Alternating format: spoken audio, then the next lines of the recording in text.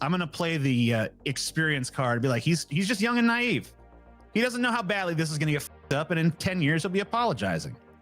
As for the idea that they don't have enough experience on this, it is true that I am not old, and you are old. Say?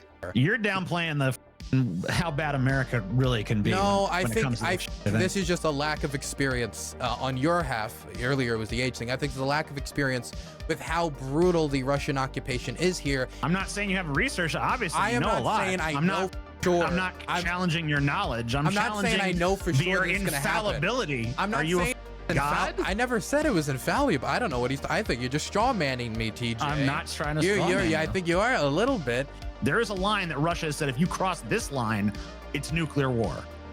So why didn't America do the same? If we really cared so much about this Ukraine, we could have locked it down like that.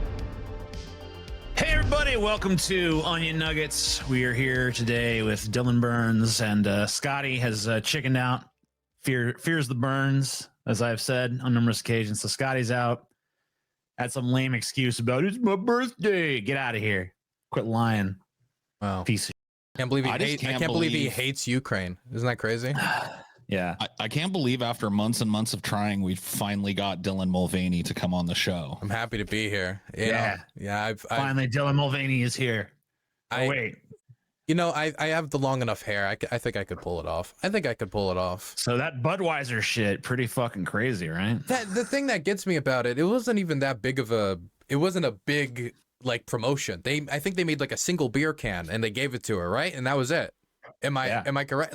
That's all that was? I thought like they were putting her face on like every beer can or something with how angry everybody got. No, it was like a thing that I think they only sent it to her.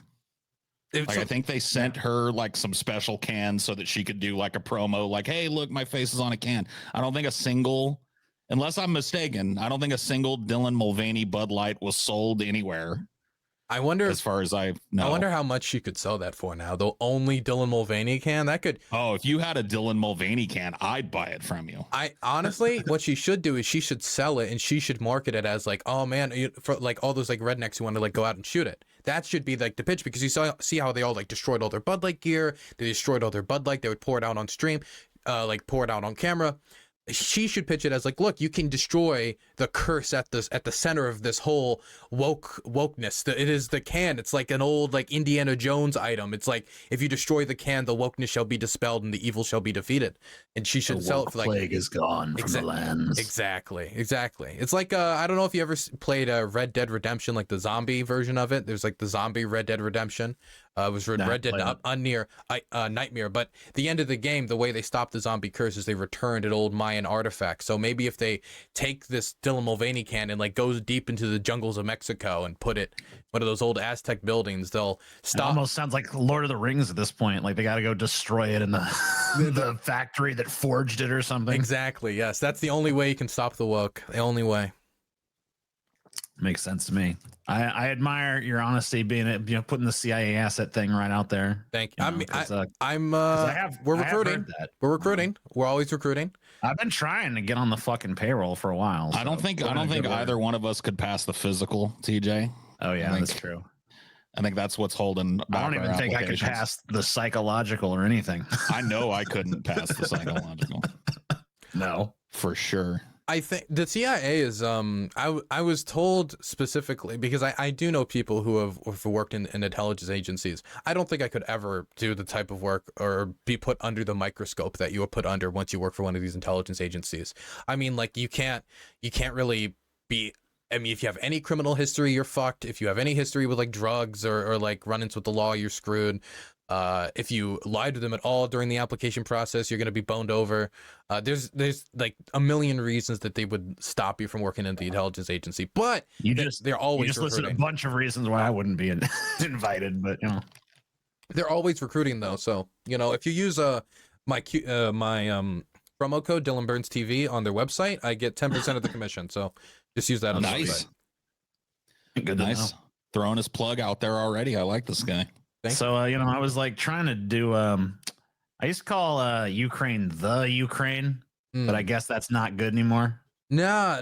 What's wrong with the? I mean, it's the. Dude, I understand this. Dylan, you can correct me if I'm wrong. Okay. All right.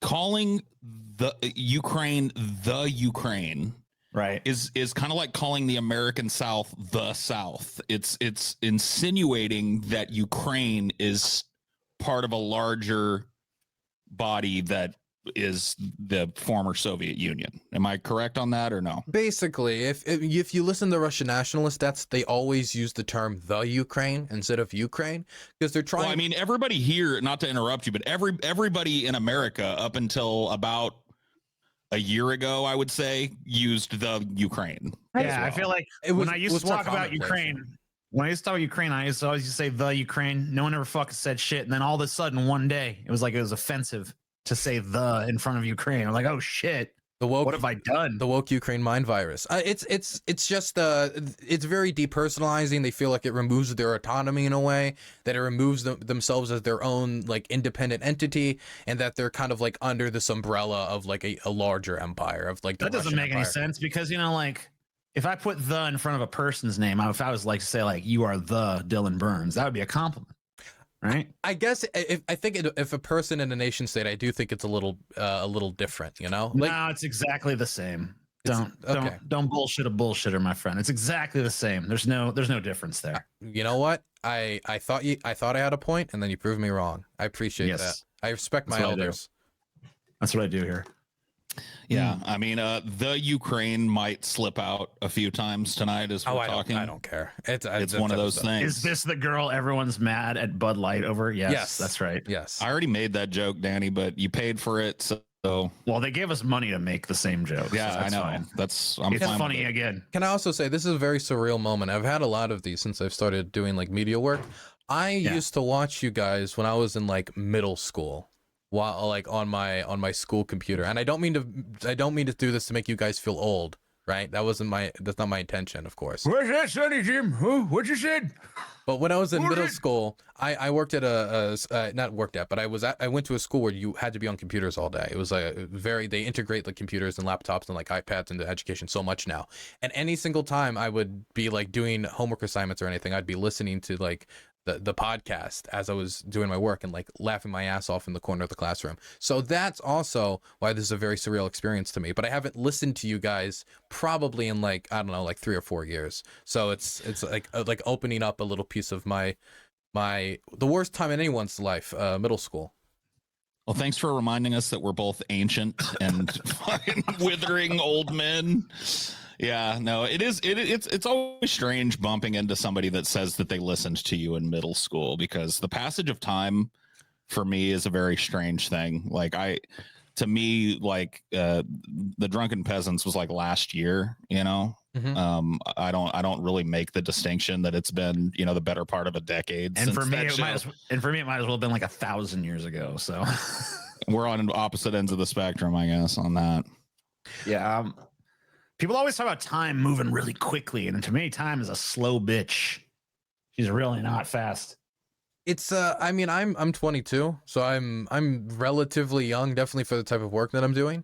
I've been streaming since I was 18, and I think it really feels like it's been forever for me. I've only been streaming for like 3, almost 4 years now. And the type of content that I did at the start of my streaming and the type of content that I do now has radically changed so much. It feels like a lifetime ago. Not to mention, it's a young time of my life. So like 18 and 22 is actually radically different. When it doesn't sound like a big time, those 4 years, but when you're that young, that is a tremendous time to change and grow as a person. So what made you, are you Ukrainian by like Ukraine, TJ, remember? Ukraine, right? Yeah. I established Ukraine. I am not. I'm 0% Ukraine. Okay, so like, so why you like going there so much? Are you there right now? Yes, I'm currently. I can't keep track of where the hell you are. I'm currently in my Kiev studio. I have a studio in Ukraine for like recording, doing segments. It's a bunker studio actually. It's underground. So if we get bombed, I can keep streaming, because if I'm in an apartment, I technically, even though I don't usually, I have to stop stream if like the air sirens go. But it happens so often that it makes it like really impractical to stream. So I have this bunker studio in Kiev. But my motivation was in part because I have friends here, and obviously I don't like it when my friends get blown up. That's bad. primarily. The other thing that I care about is that I do genuinely believe that Ukrainians are fighting to preserve not only their own autonomy and their own nation state, but also preserve a democracy that was very hard fought, and a lot of progress that they're trying to make on their democracy that was extremely difficult. What happened in 2014 with Euromaidan was a culmination of a ton of outrage of not only of being forced out of the association agreement by basically being strong-armed by the Russians, but it was also anger about corruption, anger about income inequality, anger about a lack of opportunity, anger about being removed from this idea of having like visa-free travel with the rest of Europe, which would have given a lot of Ukrainians, young Ukrainians especially, more economic and job opportunity. And that type of autonomy was taken away from them when the Russians strong-armed them. And that's what caused that kind of democratic grassroots reaction that caused Euromaidan. And I do believe that preserving that revolution is a noble goal, even if there's still, of course, flaws in Ukrainian society. The advancements the country is making on corruption is real. The advancements the country are making on democracy was real, with the last few elections being consistently said by election monitors to have been done fairly, and that the exit polling matches what was actually like shown in the official government results. And I think that it's a priority to try to preserve those gains in their country. And so I support, even though the idea of like they're fighting for democracy, I know some people try to say if democracy dies in Ukraine, then American democracy will die. I think that's silly. It sounds kind of like Vietnam, like domino theory. But I do believe that if Russian occupation does take over the country, then Ukrainian democracy at the very least is guaranteed to die, as we've seen it die in occupied territory. So I believe in their autonomy. I don't want my friends to blow up. The Russians have been particularly brutal in this war, and it is really, really bad. And seeing how bad it is, I want as few people under occupation as possible. I feel like Russians don't really have much of a reputation for being like kind and gentle when they go to war, right? So yeah, no, man. The last few wars that we know about, there of course is like the Soviet-Afghan War, which was not just the Russians, but it was also, of course, dominated by the Russians. Very brutal war, the use of butterfly mines, which they're also using here in Ukraine. I don't know if you know what a butterfly mine is, but a butterfly mine are these tiny little plastic explosives that kind of look like toys. They're plastic, and if you saw it on the side of the road, you would have no clue what it is. And what they do is they put them in these big rockets and they fire them over the position, and they'll drop like 100 of them over an area. And they're not designed to kill you. They're designed to maim you and injure you. So you'll like lose an arm, lose a leg. And so you become a burden and you can no longer like engage in combat. Problem is, since they don't look like mines and they look like plastic, in Afghanistan, they were often mistaken for toys. And so children would go up to them, pick them up, blow off their arm, and that is something that they do look a lot. I mean, this is some right here. So this is a problem with a lot of different munitions that are used in war zones. Children are often the most egregious victims of war.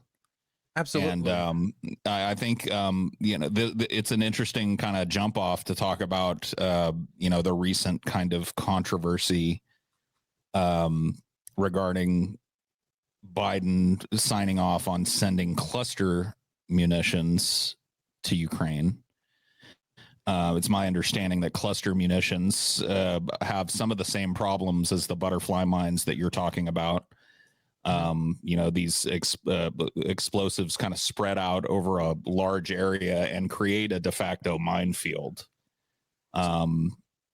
Or can create a de facto minefield and make, forested areas and fields unsafe for generations of people. I've filmed with Ukrainian demining crews for a month. I didn't just film with them. I live with them, if I'm being completely honest. And in that month, I learned a lot of information that has made me unbelievably doomer-pilled.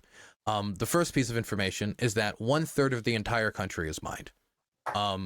It is a gigantic piece of territory, and Ukraine is a big country. People don't realize how big it is. Definitely when we're talking about European standards. In terms of like geographic region, what's like? It's the largest state in Europe, if I'm correct, right? I mean, if you don't include Russia, I believe so. Yes.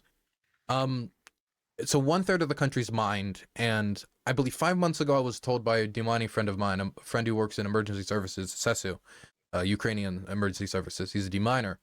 That if the war was to end, and he told me this at the time, so it's only gotten worse. If the war was to end 2 months ago, it would take 70 to 100 years to demine the entire country.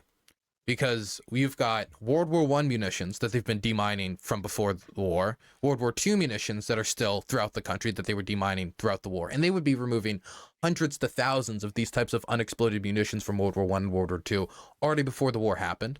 Then you've got the 8 years of violence in the Donbass from the Russian invasion of Crimea and the backing of the rebels there. And now you've got violence on a scale that Ukraine and Europe hasn't seen since World War II. It is the largest war in Europe since World War II. So demining is going to be an issue that's going to be around in Ukraine. Well, I just looked up. I just looked up the size of Ukraine relative to Texas, and it turned out to be a pretty good thing to do because they're very comparable in size. I think Ukraine is very slightly smaller than Texas. So if you're an American, you can kind of use that as a basis of. I mean, that's really not good for Americans unless they've driven through Texas. And then I got it. You don't really know how big Texas is until you drive across Texas. Yeah, because if you got to drive, I've made this drive a million times from Louisiana to California, all along Interstate 10, and most of that drive, and that's across the country. You feel like you're never going. Texas. You feel like you're never going to actually leave Texas. Imagine a third of Texas just like covered in mines. Because most states, it's like now entering Alabama. And then a couple hours later, it's like now leaving Alabama, now entering whatever. So now it's like, but Texas, it's just like, it's a slog. It's forever. You're there for like a day and a half or some shit. It's crazy.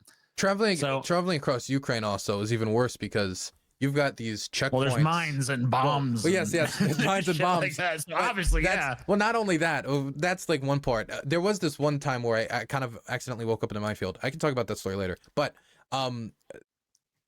for me, it's always the checkpoints, because the checkpoints can take 5 minutes, the military checkpoints, or they can take 2.5 hours. And so you're talking about doubling the amount of time it takes to travel from Kiev to Kharkiv if you're going by car, right? So you're saying Texas traveling double how much time it would take usually if you're traveling in Texas. So it'd be fucking insane. It is a slog. And I gotta be honest, I don't know what it is, man.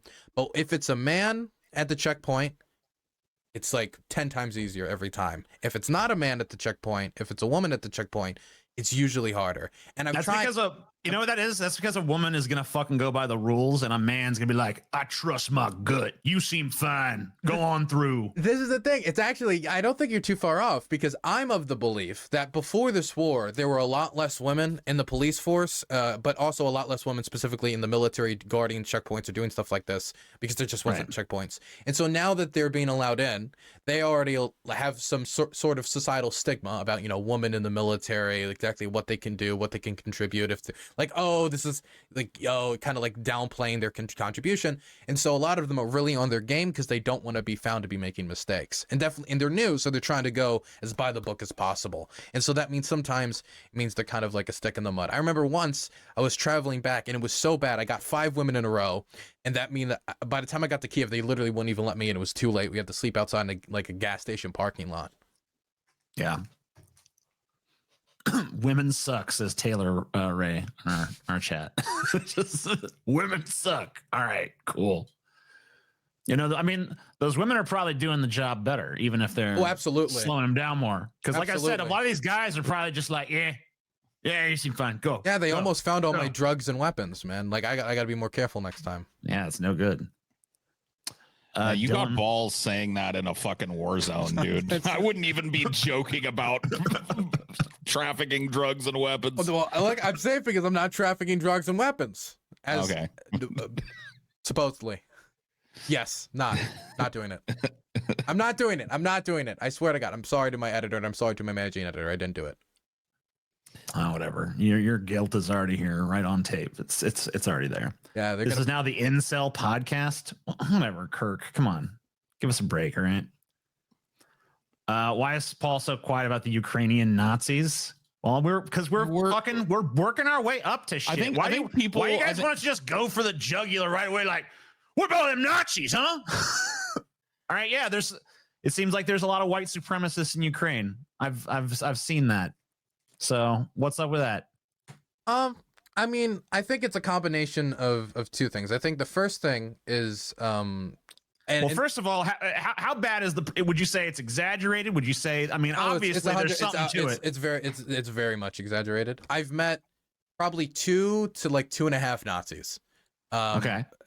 Because it's hard to know if someone's a Nazi if they don't like have a swastika on their chest sometimes. Like some of these, like the Slavic runes, it's kind of hard to tell because on one hand, you only see certain Slavic runes usually like worn by like weird Nazi freaks, but also you're in a part of the world where like that type of like Slavic and like neo-pagan like culture is actually like a thing, definitely amongst like some of the hippie people that I've hang out in this country, right? So it's a little, but certain runes you see and they're usually only used by white supremacists. I've met 2 to like 3, and I've actually interviewed the people who are part of the militias that the Russians are usually talking about. Right Sector, for example, is one of these militias that are often talked about. I interviewed Right Sector fighters. I interviewed them about their ideology. Most of them, I would say, are kind of like 3%ers. You know, like Proud Boy types, kind of 3%ers. A lot of them like Jordan Peterson. A lot of them like Ben Shapiro quite a lot.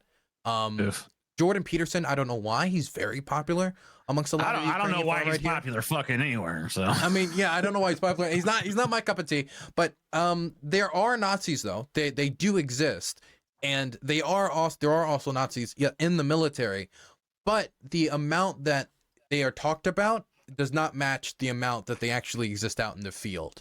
And over the last 8 years as well, definitely since the war started, so many more Ukrainians have flooded into the armed services that the amount of, I think, radicals in the military has also drastically gone down as they flooded it with more and more and more everyday people who signed up after the 2022 invasion. And even beforehand, it was somewhat exaggerated. They do exist. It's exaggerated the amount they exist. A lot of it's from the 2014 volunteer battalions, which those don't even exist anymore. Twilight City Steve, I don't think anyone needs Russia bad spoon fed to them. All right. I feel like people understand that. Well, that is one of the things that I get a lot in my opposition to America's involvement in Ukraine is that I'm simping for Russia or something, which in my mind and in my ideology couldn't be further from the fucking truth. I probably despise Russia just about as much as anybody else does. Mm-hmm. But that is one of the downsides, I think, to having any kind of discourse about this is that there seems to be a snap judgment made on a person who, you know, may have philosophical opposition to America involving itself in yet another war. That they are just kind of like, oh, you're just a Russian propagandist. You're a pro-Russian guy. I feel like I can simultaneously be against Russia's illegal invasion of Ukraine and against America's involvement in that conflict. Well, yeah, I don't think anybody, just because they oppose aid or oppose American involvement, necessarily means they're in favor of the Russians. Now, there is a question to be like brought about, like, what's the policy prescriptive difference between somebody who is in favor of the Russians as an American, like a pro-Russian American, and somebody who's just against involvement? There's not much of a policy. Well, there is. I don't agree with that. I think that there is a policy. I mean, you can't put me under the umbrella of a pro-Russian guy. Well, I'm not saying that it's as a policy prescriptive, because if somebody was, for example, well, if you were super pro, if you were pro-Russia policy would be like, we're arming Russia, right? Or Russia is we're providing material support to Russia, right. And Russia is justified we're in continuing to do business with Russia in terms of, like, you know, economically and shit, and we're not, you know, slapping them with sanctions or anything like that. Obviously, if we're pro-Russia, so that would be fundamentally different in terms of policy, I think. I don't think necessarily that's true, because I know a lot of pro-Russian Americans who their main thing isn't saying we need to arm the Russians. It's we need to not arm the Ukrainians. The main purpose, definitely, of the Russians and the spreading of information in the United States, or what they want from American public, and this is part of the reason why they've been upping the amount of, like, English language media they're trying to pump out into this space, is to make Americans those people not would support aid. And so those people would oppose those same people would oppose sanctioning Russia, though. Yeah, but I don't know any pro-Russian Americans who are also in favor of sending weapons to Russia. They seem to primarily be focused on stopping weapons shipments. I mean, they probably just figure Russia has enough weapons to begin with, but I assume that they do. they're certainly not going to support sanctions against Russia, which I would say I support the sanctions. And they don't seem to support. I also don't really feel like I'd be against any stripe. I also don't really feel like I'm against giving aid. No, I'm very much in favor of giving humanitarian aid. Right, but like weapons seems a little odd. Why does weapons seem odd? Because you don't know where those weapons are going to end up.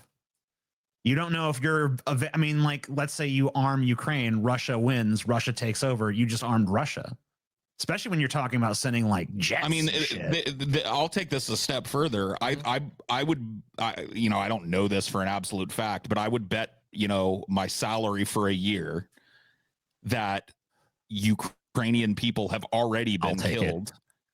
Okay, yeah, I'll bet it to TJ that Ukrainian people have already been killed by weapons that were sent to Ukraine and seized by Russians. Oh, I mean, that's almost certainly true. But I mean, that's true of any weapon shipment to any country, period, in any war. Like, that's one of the reasons why I oppose it. Well, I don't know. I think that's a weird reason to oppose it, because for me, my main focus here, definitely after coming here and seeing a lot of this stuff on the ground, is trying to isolate the population from the Russian occupation and trying to isolate the population as much as possible from the worst brutalities of the war. And sure. I believe that the only way that's possible is through upping the ability for the Ukrainians to keep the Russians back from their cities. Is that the only way possible? Well, can I give you an example? Sure. So I went to Kharkiv, I think it was mid last year, and this was during the end of the Kharkiv counteroffensive. This was a breakthrough that the Ukrainians did. It was the first major counteroffensive, which proved that them pushing back the Russians from Kiev wasn't a fluke, but that the Ukrainians, actually have the ability to push the Russians back.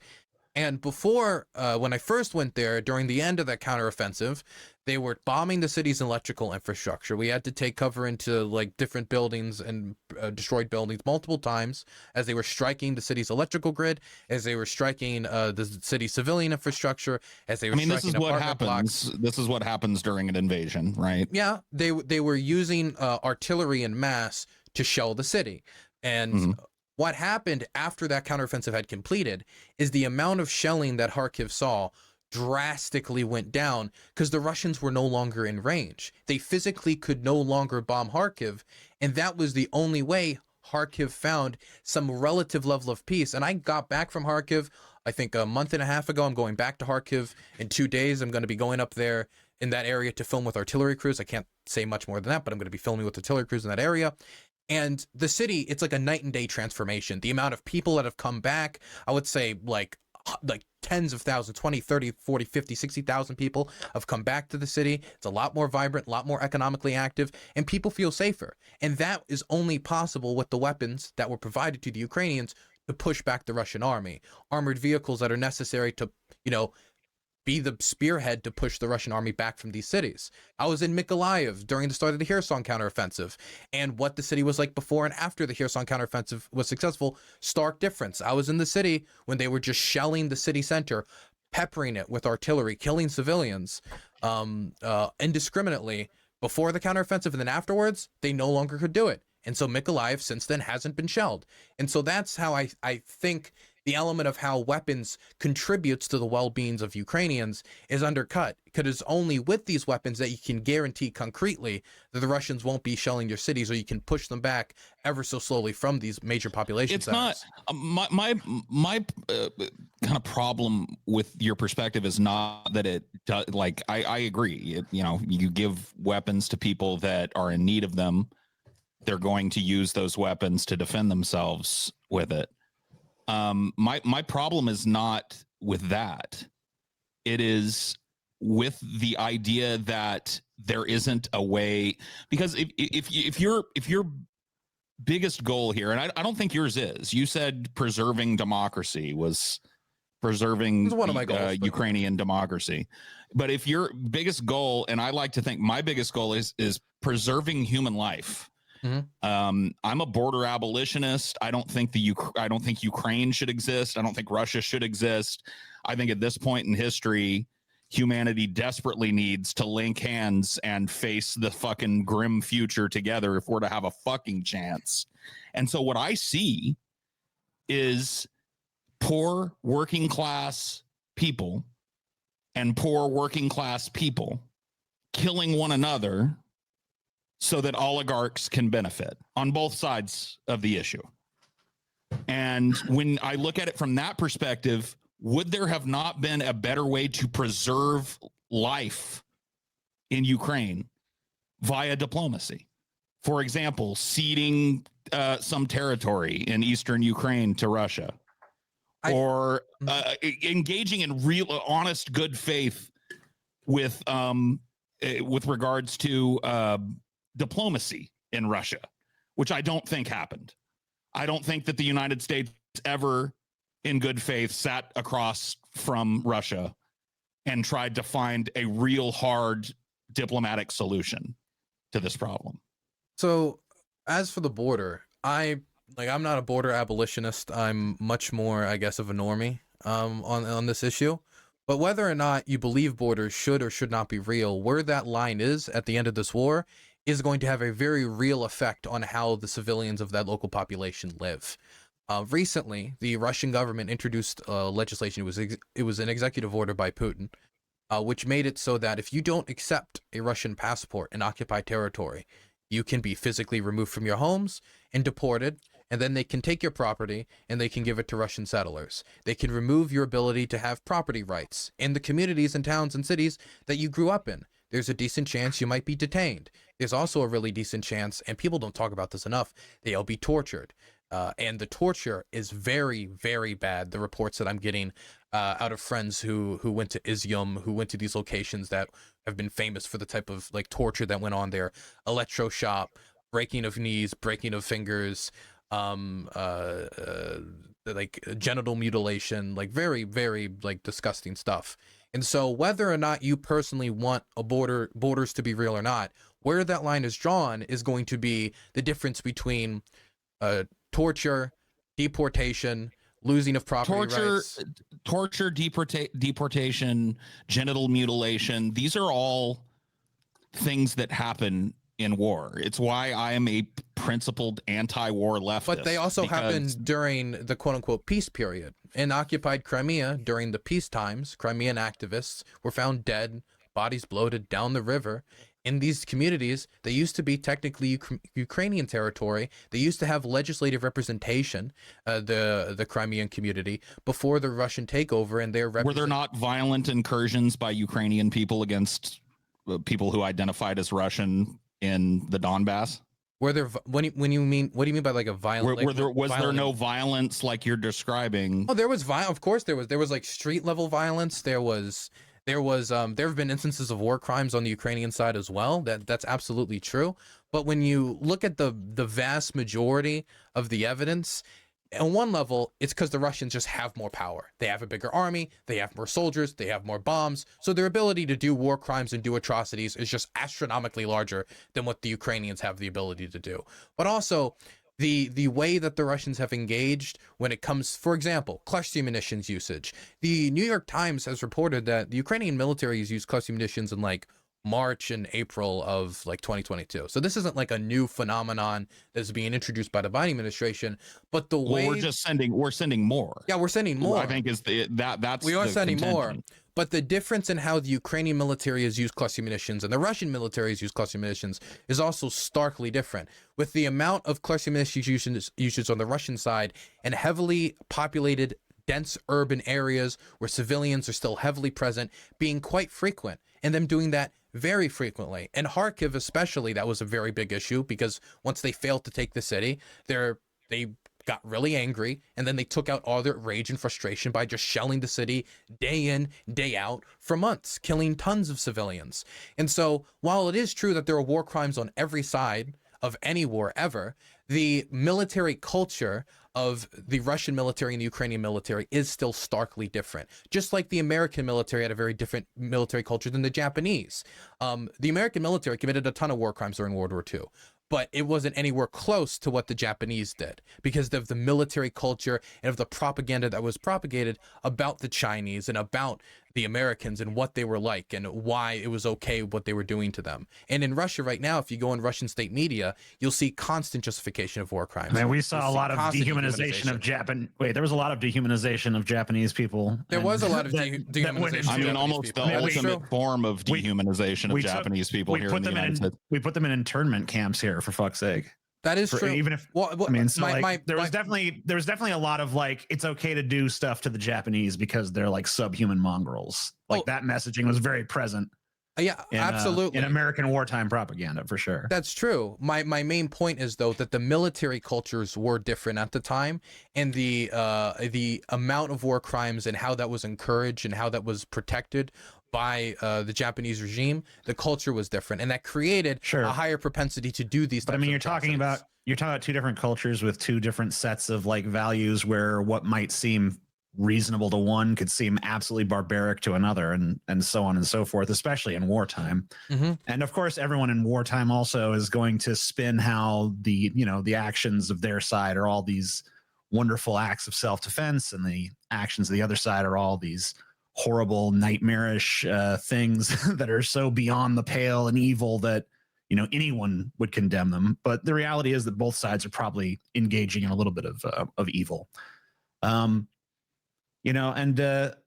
my main problem with the arms thing is still just like, you take an explosive situation where two factions are at war with one another, whoever's right, whoever's wrong, you start releasing more and more powerful weapons into that situation. Like, you don't know what the fuck the result of that is going to be. And America's made this mistake before. I mean, we're the arms dealers of the world. And a lot of times America bad, TJ. America bad. Well, America can be pretty bad sometimes. I mean, well, that's kind of one of the frustrating things that I've run into in talking about this, is that, if you try and point out America's horrible track record of involvement in countries that are at war with one another and factions within those countries that are at war with one another, you get called, an America bad person. And the opposite of that is Russia good in people's minds, and that's as far as their minds go. I mean, you can look here in the Japanese were not undisciplined. That's ridiculous. Yeah, no, they were the opposite. They were there's a lot of stupid people in the chat tonight. Shut up. That's fucking absurd. But in the chat, you can see that that narrative already being spun. There are people whose brains just shut down. I'm glad the chat is having a lively discussion. So, go for it. So I do believe the United States has, of course, sent weapons to people we shouldn't have sent weapons to, but we also have sent weapons to people we should have sent weapons to. The Lend-Lease program, I think, was an incredibly effective program. And I'm using the World War II example, but that's, normie foreign policy take, right? Well, sure. World War II is probably more accessible to most people than that's the thing. People complain about using World War II as an example all the time, and I don't complain. I don't complain about a vivid example that everyone fucking gets quickly. So it's fine with me. And so I believe that it needs to be a case-by-case basis when we make decisions like this. I don't think it's simple as... This is where I think the nature of our fundamental disagreement, because I don't think it's ever a good idea. It's never a good idea to send any country weapons. No, I don't think it is. So if Vladimir Putin went on TV tomorrow, right, and he said... All right, hypothetical, let's go. Yeah, I love hypotheticals for this, because I don't think anybody is this starkly like... Never ever send weapons, or always send. I never think anybody's like. I think a principle is pretty worthless if there's not going to be some kind of exception. But you're gonna have to paint a pretty vivid picture for me to be like, all right, I guess we could do it then. But go ahead. So if a country, if Vladimir Putin was to go on TV tomorrow and he was to say the equivalent of like, look, the goal is to make Ukraine not exist. Ukraine isn't real. Ukrainians aren't real. It's all fake. They're a bunch of Nazis. We need to destroy and eradicate the Nazi menace. Isn't that basically not a hypothetical? Is that basically Putin's position? This is Putin's position. Yes, this is a Putin's position. But I'm just throwing this out there. Sure. Now he's already said all these things, right? And this has led to an extremely brutal campaign of war and destruction. And my question to you is, how does us sending weapons to Ukraine that they then use to push back this brutal occupation, which I know neither of you support, I'm not going to straw man either of you. How does this materially make the situation worse? What's a realistic scenario? Because I want to hear your hypothetical where it becomes worse because we sent these weapons. The realistic scenario for me where it becomes worse is a scenario that I think, probably played out a few times before, which is, all sending these weapons does is prolong a war that Ukraine is destined to lose. Ukraine loses the war. Russia seizes the territory, and whatever is left of those weapons end up being Russian weapons. So another thing is another scenario. Ukraine becomes so destabilized that, and maybe they repel Russia, but there's the infrastructure and everything is so fucked by the time that they're done that there are now warring factions within Ukraine fighting for power, and these weapons end up being used in a gigantic civil war. This is one of the things that I get shit for when I bring it up. I'm not trying to claim that the political situation is the same, but I think that there are a lot of comparisons to be drawn in Afghanistan. We're talking about America trying to push back, trying to assert its hegemony over the earth and push back against what it perceives as communist hegemony. Right. Mm-hmm. You support. I mean, one of my favorite examples to cite when I'm talking about this is it Rambo First Blood Part 2? I think it's First Blood, the Mujahideen thing. Yeah. First Blood. Yeah. Where Rambo goes to Afghanistan to fight the Russians. Rambo First Blood Part 2. Part 2. I think that's it. I think I was right. The naming scheme of those movies is so fucked. But if you look at that, it's a really interesting time capsule. Because at that point in America, the media narrative was, here are these poor, oppressed people, and by supporting them with military engagements and weapons deliveries and training for their fighters, we're enabling these people to fight for their freedom and their autonomy. Mm-hmm. What ended up happening in Afghanistan was, as soon as they were successful in pushing the Russians out, and a huge linchpin in the dissolution of the Soviet Republic in general. After that happened, the country factionalized, and these very self-same weapons were used to oppress the people of those countries as warlords and factions squabbled over power. And then you see the narrative shift super starkly in the early 2000s with 9/11, and now these people are evil, they're scum, they're literally doing violence on their own populations with American weapons, using American training, and these are the bad guys. And now American soldiers are invading Afghanistan, getting killed by American weapons that were put there. I think this bolsters TJ's point of dumping a bunch of fucking weapons in the middle of a really destabilized, war-torn region has far-reaching consequences that oftentimes are hard to judge. And really hard to predict. So as for the idea of the Russians getting the weapons, I don't think there's really a scenario where they could end up with the majority of these weapons unless they were to make Ukraine as a state itself submit and totally capitulate. Because the Ukrainians, no matter what, are going to have to preserve the weapons because they need their weapons, because if this war doesn't finish this issue, as in the Russians are not kicked out, there's a decent chance that the war is going to kick up again in 5 to 10 years, right? And that's another point I always want to push. There's a decent chance that this war is still raging on in 5 to 10 years. A 10-year, I don't at the current pace of violence. Well, in the era of forever war. Either, so. Well, nobody thought that the Afghanistan war would last fucking close to 30 years. Nobody. Okay, what? There's so much I want to respond to. Okay, go ahead. So as for this war, when we talk about the war in Iraq, the war lasted 28 days, and then you had a very long occupation, right? See, to me, there's no distinction. You got to let me finish my point.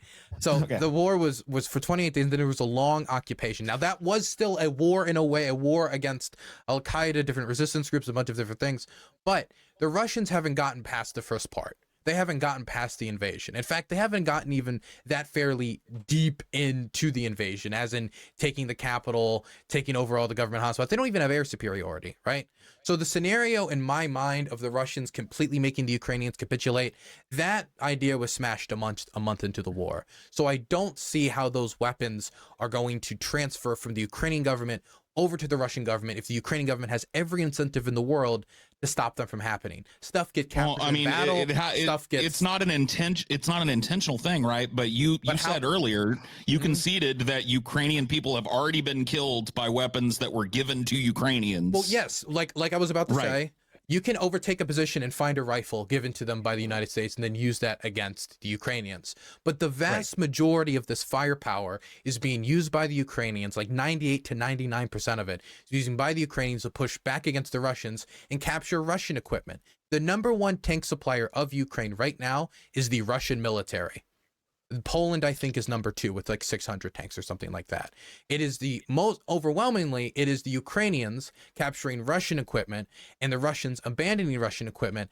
That seems to be the standard right now. There have been instances of it happening the other way, but I don't think that there is enough of American equipment being captured in the field for it to make a demonstrable difference in Russia's ability to destroy Ukraine. Definitely not enough to overbalance the amount of aid that the weapons is giving the Ukrainians in defense against the Russians. If that wasn't the case, they wouldn't be asking for the weapons. And if it wasn't the case, we probably wouldn't have seen so much success on the battlefield by the Ukrainians from using these Western-backed munitions, which they used to take back the rest of the Kharkiv Oblast, which they used to take back Kherson, and which they're currently trying to use to take back Zaporozhye and the rest of the Kherson Oblast through this current counteroffensive. And they might even use to take back Bakhmut.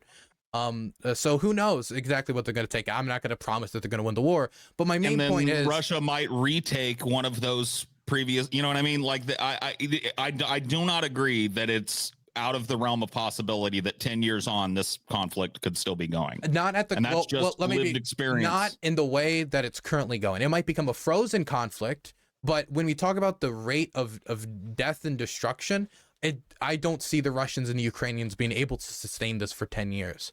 I mean, there's a possibility where maybe backed by a very stubborn West, continuing to support the Ukrainians, they could support it financially and maybe with munitions. But the Russians, I mean, they've burnt through a very significant portion of their tank stockpile in a year and a half. I think like 30 to like 35% of it already. And so I don't see how they keep that up for another 9 years. They don't have the production capacity. They don't have the foreign exports. So I just don't think it's like financially even feasible. The Russian government has seen its, I think, energy profits and government revenues drop by about 50%. They've increased military spending by 200 to 300%. So I understand like the idea makes sense, but it's just not. I don't think it's financially or physically feasible with just the materials that both sides have for it to last. I mean, don't they have? I mean, it's my understanding that Russia is operating on a very capitalistic fiat type of currency. Why don't they just do what we do when we're $1 trillion plus? The ruble is sadly not that strong. They've introduced a lot of like price controls to the ruble, and that actually led to the ruble being on paper very strong like a month to 2 months into the war, where they were talking about like record strength. But recently, a lot of these artificial controls have started to break down. A lot of investors are trying their best to pull their money out, but the Russian government has literally banned people from taking their money out of the ruble. They're doing everything they can to protect it, and it's still losing value. I think it hit a really bad point recently with the Wagner coup, with it, I think, going up to like dropping to like a 95, like really like 95 in comparison to like the USD. Really bad condition for the ruble right now. I think that your political calculations are probably mostly correct on this. I feel like most of what you've said is cogent and makes perfect sense. But I also think that in war, these sorts of predictions have a tendency of not working out, blowing up, because a lot of times, like, people sit there and, oh yeah, well, you know, the geopolitical situation on the ground is this, and they're not going to be able to sustain this war effort for this amount of time. We're going to do this and that. But there's so many X factors. There's so many black swans. There's so many things that could happen that no one fucking sees coming. So many surprises that it's impossible to like just predict what the larger result makes. So this is true of anything in life, right? You throw a rock into the pond, there's ripples. And like, you don't necessarily know what those ripples are going to do, where they're going to go. And I think that before you take any action, especially an action as provocative as throwing a bunch of weapons on a geopolitical conflict, you might want to really be fucking careful about that. Like intensely careful. This is one of my main critiques of the Biden administration, and that's probably different than one of your guys' critiques of the Biden administration, is he's been too slow in weapons deliveries. And that the way the war has gone is that for the first month or two, the entire government was basically in a state of, is the government going to collapse? Is it not going to collapse? Are they going to hold it up? But once they did, they ever slowly like changed the position. Where at the start of the war, it was like, we're not going to send this, and this, because they didn't think it was a possibility for the Ukrainians to do as well as they did. They kind of shocked the world. Nobody expected the Ukrainians to do as well. I'm going to tell you a position that I don't think Paul would agree with, but I think maybe you'd agree with. I don't know. I'll run it by you. Okay.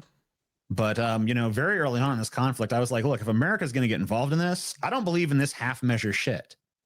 If we're going to get involved in this, I think we needed to just fucking get in Ukraine and be like, hey, Russia, if you fucking set one foot in here, it's World War III, bitch. I thought I was going to agree with you, then I don't agree with you. No, because no one does, because I'm very extreme with shit. Like if we're gonna go, we're gonna fucking go. This is what I was talking about. You're either like 100% or 0. I think there's a balance that can be found. Nah, fuck balance. Balance is a goddamn. I definitely. Balance is a delusion of the human mind, in my opinion. People are always like, "Oh yes, see, look, we figured it all out." No, you haven't. It's do or die. I think that the American government being able to find a scenario where they can supply the Ukrainian government largely based upon stockpiles that we're not even using of equipment that like old absolutes Vietnam. Are dumb isn't absolutes are dumb is an absolute fucking dipshit. Jeffrey Epstein, get out of here. That is a fucking absolute, bitch. I think self-defeating. I think the amount of support that Americans have for aid to Ukraine would go down if American soldiers were on the ground dying in Ukraine. After the war in Iraq and after the war in Afghanistan, well, here's Americans the thing. were not. Sorry, I don't mean. Go ahead. Americans are just. My point is, Americans are not super eager to send their boys overseas again to get killed, and so that's why Americans are still a plurality or a majority of them still support aid because they can support Ukraine while not having to get their soldiers. There are still boys being killed. If we're talking about a political calculation, though. But hey, look, is Russia going to cross that line if we did that though? Is Russia really going to be like, yeah, World War III, it's on? It's impossible. 0% fucking chance. 0% chance. No fucking way. I don't think that's the case. I don't 0% chance. Even they're not that fucking I don't crazy. think that's the case either. And that's another point in my opposition for this is I think that this is brinksmanship. Look, I think that we're talking about the two largest nuclear powers in the world engaging in proxy warfare against one another. So, and before I address that, can I address the Civil War thing earlier? I never got to. Sure, go ahead. Thing. So, yes. The Civil War thing, I would have understand maybe more of a concern in like 2014 when they had the volunteer battalions. Are you familiar with the volunteer battalions? Well, look, I want to say that like my thing about the Civil War, that's not a critique of any specific political situation going on in Ukraine. I don't feel qualified to even put that forth. I'm just saying that generally speaking, if you destabilize a country, divisions that already existed within that country are going to boil over.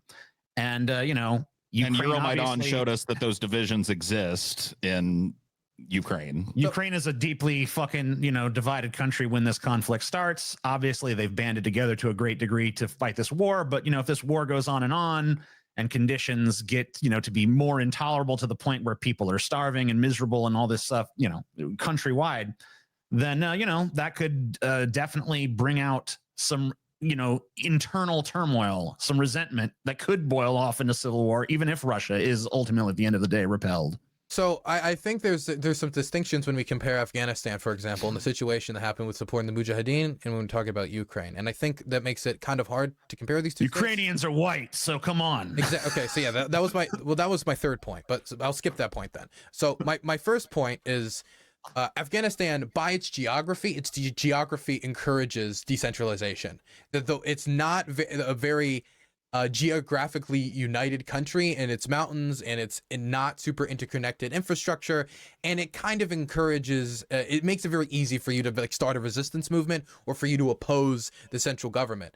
This is part of the reason why the Taliban, up until very recently, never had control of the whole country, even before our invasion, because the Northern Alliance had control of the mountainous north of the country. Because, again, Afghanistan's geography does not encourage like a strong centralized government. It was the same problem we ran into during the occupation, is that Afghanistan, due to its geography, is very difficult to go out and fight the rebels. It's very difficult for a central government to properly tax and do like, proper censuses. And so I think Afghanistan is unique in its ability to not be a super strong central authority and to fight and kill, and it's not special how they kill each other, but their geography encourages decentralization, which could also encourage civil war. When we talk about Ukraine, that same geography does not exist. That's the first point. But also, as TJ mentioned, the country has become much more united now, and the authority in the country is much more centralized than it was in 2014 during Euromaidan. My worry is not about Ukraine like factionalizing in the midst of this war. Of course, Ukraine is united, much more united now than it was pre-invasion. Invasions have a tendency of clarifying that sort of thing. What I'm worried about is what happens when tempers cool? Things work out however they work out. Russia annexes the Donbass and pulls back for another 10 years till they go for another scoop, or Ukraine pushes Russia out. What's going to happen? Well, the plan, with these billions and billions and billions of dollars of American weapons that now exist in this country that has old and very real and deep political divisions. Well, I would say that none of the political divisions that I have seen while present, maybe that'll change in the future, makes me believe that they're anywhere close to that, or that it would lead to like a shooting conflict between Ukrainians. Obviously, I can't see into the future, but what would happen to these weapons most likely is that they would continue to be held by the Ukrainian armed forces in case the Russians ever invade again. They'd probably continue to train on them, and we'd probably continue to integrate them more on Western weapon systems. But here's also something to consider, though. One of Ukraine's goals is to join the EU and to join NATO. And from even the most right-wing, like ultra-nationalist people I've met in this country, they all agree that that should be the ultimate goal once this is all over, to join the European Union and to join NATO. It is very hard for me to think of Ukraine joining NATO and the European Union having this clear path towards economic prosperity and strong security, and them choosing civil war, or the rest of Europe standing by and the rest of the NATO alliance standing by as the Ukrainian state descends into civil war. I'm not saying it's impossible. I'm just saying that I don't think any of the odds are in the favor of a civil war starting. Maybe if it was more decentralized, like it was in 2014, 2015, with their volunteer corps and stuff like that. I mean, that's not that long ago. You don't think that decentralization as a result of war could come raging back? Well, I mean, the volunteer battalions don't exist. They've all been integrated. Well, but see, here's what, like, as I understand it, here's what happens when a country factionalizes. Okay, it has one united armed forces, and then chunks of those armed forces are appropriated by opposite sides of a political disagreement, and they become opposing armed forces. Mm-hmm. That's the worry. But the worry is not a united what type of political force in Ukraine has the type of independence and influence in the military that they could say, we disregard the official central command, we disregard the central government, we're going to break off and do that. That political force, that militia, whatever that would be, that doesn't exist. The closest it's not about it usually isn't we disregard central command, it's that we claim that we are the central command. It's not like, oh yeah, we're not going to do what they tell us. No, we're telling them what to do because we are the right and just rulers of the country. I have yet, the closest I can think of to the scenario playing out was probably with the volunteer battalions, and none of them ever could have made that claim or got close to making them claim. And all those groups were like 5,000 people, right? 5,000 people with guns. Now, as much as 5,000 people with guns is, 5,000 people with guns, they can kill people. That can't take over a whole country, and certainly a country with a military the size of almost 1 million people now, backed also by the entirety of NATO's arsenal and militaries as well. Even if this was to happen, which I think is not likely, this would probably happen if NATO is correct in what they're saying about Ukraine becoming a NATO member state while they're in NATO, and if that happens, there will be a direct military intervention, and and then that would be smashed almost immediately. No one. Sorry, hold on, I want to read this comment here. The reason Paul's opposed is due to a scenario he's invented. He said, no one's inventing a scenario. Well, I actually think in fairness, possibilities here. So. In fairness, we're all inventing scenarios here. The opposite scenario to the one that I've been presenting, and to a to a great extent, TJ's been presenting, is the same as any scenario that Dylan has provided as to what he thinks is going to be the outcome of this war. Well, so if you want to be fair, your position on this is an invented fucking scenario that you came up with in your fucking head too. Well, of course, we can't predict the future, so they're all invented. I'm not trying to say anything that I'm saying will happen. The whole point of what I'm saying is that there's a tremendous amount of uncertainty here. Well, I mean, anything's possible, right? Like anybody, tremendously unlikely. Like you're not going to make bets there are based things on that are tremendously unlikely. We're talking about possibility and probability here. Right, and they're two different things. I'm not even comfortable assigning, but not everything is probable. I think just looking at the fucking history of the 20th and 21st century, that it is probable on some level. It may not be fucking 50% or 75%, but I think it is probable that there will be factionalization in Ukraine in a post-war Ukraine, whatever shape that takes. Like political factionalization, but that happens in all states. Right. Well, that's how it starts, though. These things don't just spring up out of nothing. That's democracy. That's democracy. Right, but we're not talking about a fully fucking established place. You yourself just said that there was this type of fucking unrest in 2015, 2014, right? And I mean, like, it's a minute ago.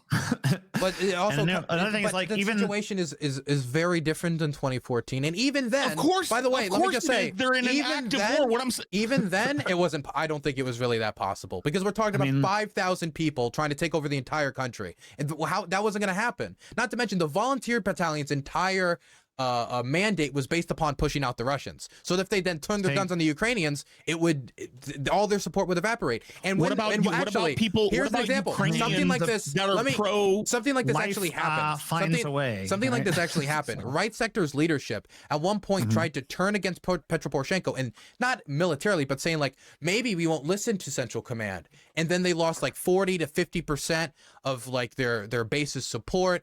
They drastically reduced their amount of influence they had in the country. They were criticized by every aisle of the political aisle. They backed down, and right sector's image hasn't really been the same since. And so the people who have even tempted to sniff anything that could be close to it, they immediately get disregarded.